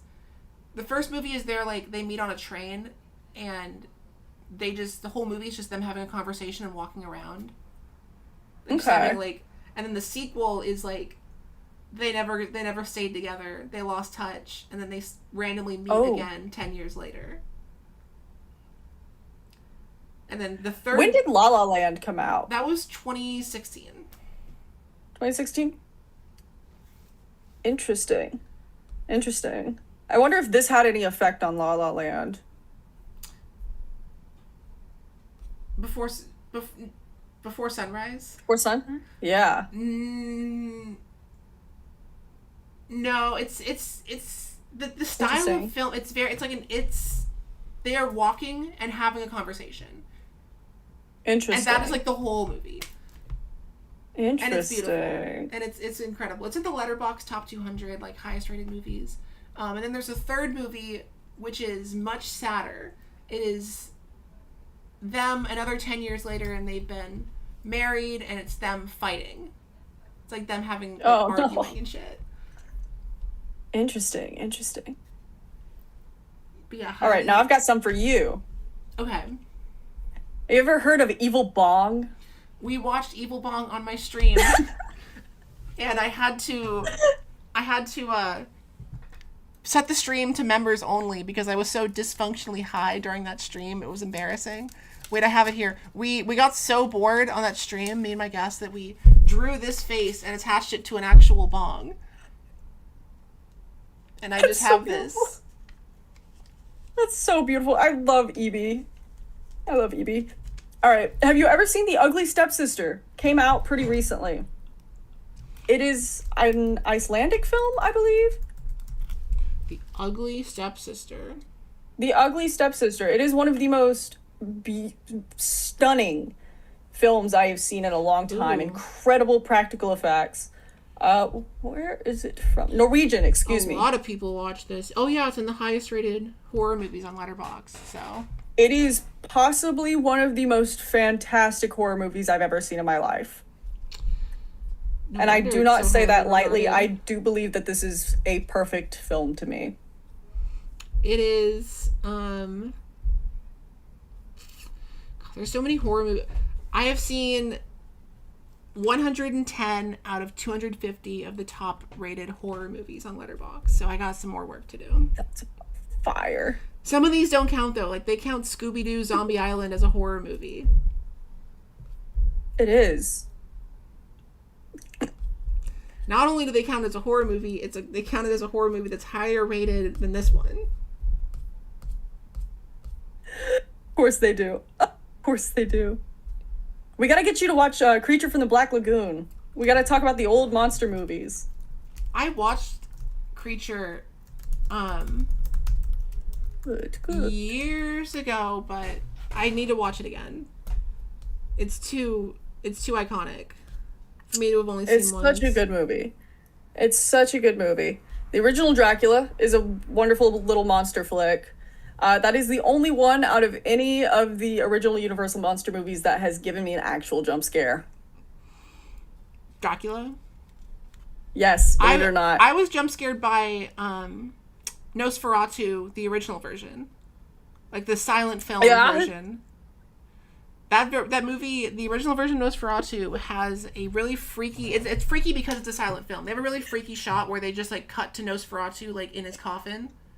It's like a close up of like of him with his eyes open, like looking directly at the camera. I know. That's kind of what happened with me with the Dracula movie. It was the middle of the night and I was watching it, and it's a shot of Renfield in the bottom of the boat when he comes over to England, and he's at the bottom of the boat, and the light just pans down onto him, and he's at the bottom just staring straight at the camera. It's like at the perfect descent of madness for him. It is scared the shit out of me for a second. Mainly because I wasn't expecting it. Okay, here are all the horror movies that I've given 5 stars to. Now, I've given 4.5 to others. 5 stars just to me is like perfect. Yeah. And some of these are jokes. The Invisible Man, The Cremator. Banger. The Cremator, which is a deep cut. That's a Czechoslovakian film. Okay. The Wicker Man. The original version of The Wicker Man. House. Yeah. The Bees. House is such a fun movie. It's so such a fun horror movie. I love showing it to people. Alien. Aliens. The Shining. Aliens The scared Fly. the shit out of me as a kid. The Fly. The Fly. Evil Dead 2. Yes. I gave Troll 2 5 stars as a joke. Misery. It is 5 stars. You've seen Misery, right? I believe so, yes. Twin Peaks, Fire Walk with Me, which it's not really a horror movie. Candyman. Oh, Candyman is so good. And then the other 4 are not horror movies. There's some, though, that I would probably give 5 stars if I watched them again. Like, yeah.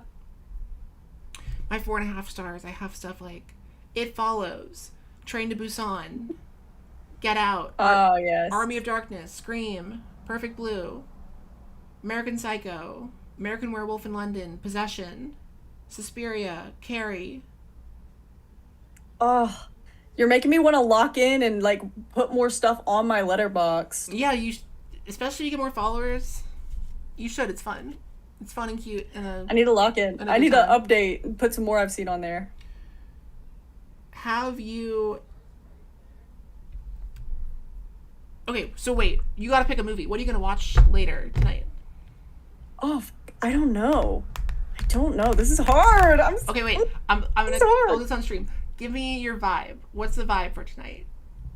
My vibe? Old movie, new movie, comedy, horror. I'll figure it out. Pick me out a horror movie from the years of 1970 to 1990. Okay.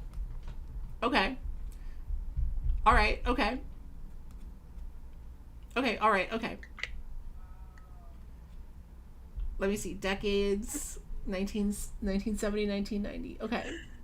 Having the EB on your face is actually killing me. This is why we do it. Also, hi, chat. I love you all. Thank you for hanging out with us. Chat, we're busy. We're Yeah. busy. So you've seen all the major ones. You've seen Seen the big ones. Yeah, you've seen the Dawns of the Deads and the... Yes. I need to rewatch those for reasons I can't talk about publicly, but I do need to rewatch a lot of those. You've seen... I need to rewatch all of Evil Dead. Oh, see, you've seen so many is the thing. I love horror movies. Dead and Buried, sorry guys. Ooh, okay. See, I've seen Reanimator, sorry guys. Have Werewolf you- in London, I'm sorry. Hereditary, sorry. This is one Seen that Freaked. I watched... Okay, wait. Have you seen Videodrome? Hold on, I need to see the poster real quick. That name sounds very familiar. David Cronenberg, body horror. Yes, I have. Okay, good. That's That's like stretchy yeah. one. Have you seen... This is an anime movie, Vampire Hunter D. I've seen. Okay. I think I've seen. This sounds familiar. Hold on. There's two. There's Vampire Hunter D and Vampire... There was two movies. They're both very good. I don't think I've seen this. Oh, you... this is like iconic 80s gothic anime. Oh, that's right up my alley. Vampire Hunter... That's actually yeah. right up my alley. And there's two films, and they're both really, really good. The second one came out like 15 years later. Okay. Really great. They're also on the top highest rated animated movies list. That's fire. The first Vampire Hunter adding D this- movie it's less than an hour and a half, so if you've never seen Vampire Hunter D, especially to you because you like anime and you like goth stuff. I do. This is like peak. This is one of the most iconic goth anime things ever. You know, the one thing I don't participate in with anything goth is anime, really. So Vampire Hunter I do need to get more into that. Vampire Hunter D is a great place to start. I need to add that to my watch later list on I here. like the second one a bit I have more movies than- on here. I like the second one a bit more than the first one because the second one, the villain is a hot lesbian vampire. You've piqued my interest. But they're both iconic, so I think you should watch that. I need to. I still have movies on here that I've seen. I need to take these off of here. My other suggestion, if you've never seen it, is Santa Sangre, which I watched Okay. earlier this year. That is Okay. the plot. It's from it's a I have seen The Naked Lunch. I have seen Society. Santa Sangre is a Mexican film. Okay. But it is about a former circus artist escapes from a mental hospital to rejoin his armless cult leader mother and is forced to enact brutal murders in her name. Okay. Okay. It You've is- piqued my interest. It's a bloody movie. It's like one of the first scenes is this Okay. woman like running a cult with like a pool of blood, and they order it destroyed, and she's like tied herself to the building, and they're like threatening to run her over with a bulldozer. She's like screaming and shit. Crazy movie. You have my interest piqued. Santa Sangre. It's the same guy who made The Holy Mountain, which is a freaky movie. This is like his most normal movie. Interesting. Interesting. Yeah, Santa Sangre or Vampire Hunter D, those are my suggestions for you. And I'm gonna Alright, take this off my face alright. now. The Alright. Bay. I've seen The Bay. The Bay. I'm sorry. The Bay. Michael Bay. Michael Bay. The Michael Bay. The Michael Bay. Okay, it is 11:30. I do have to wrap this up now. Thank you so much for joining. Let's go to bed. Thank you so Thank much you for for joining. letting me be here. I would love to have you back again, especially for October. Yes. We can watch something Yes. something horror adjacent. Everyone go But trust me, subscribe. I'll be here. Go subscribe to Dolly's channel. Follow on Letterboxd. And yeah, and let me just check something real quick before I end the stream.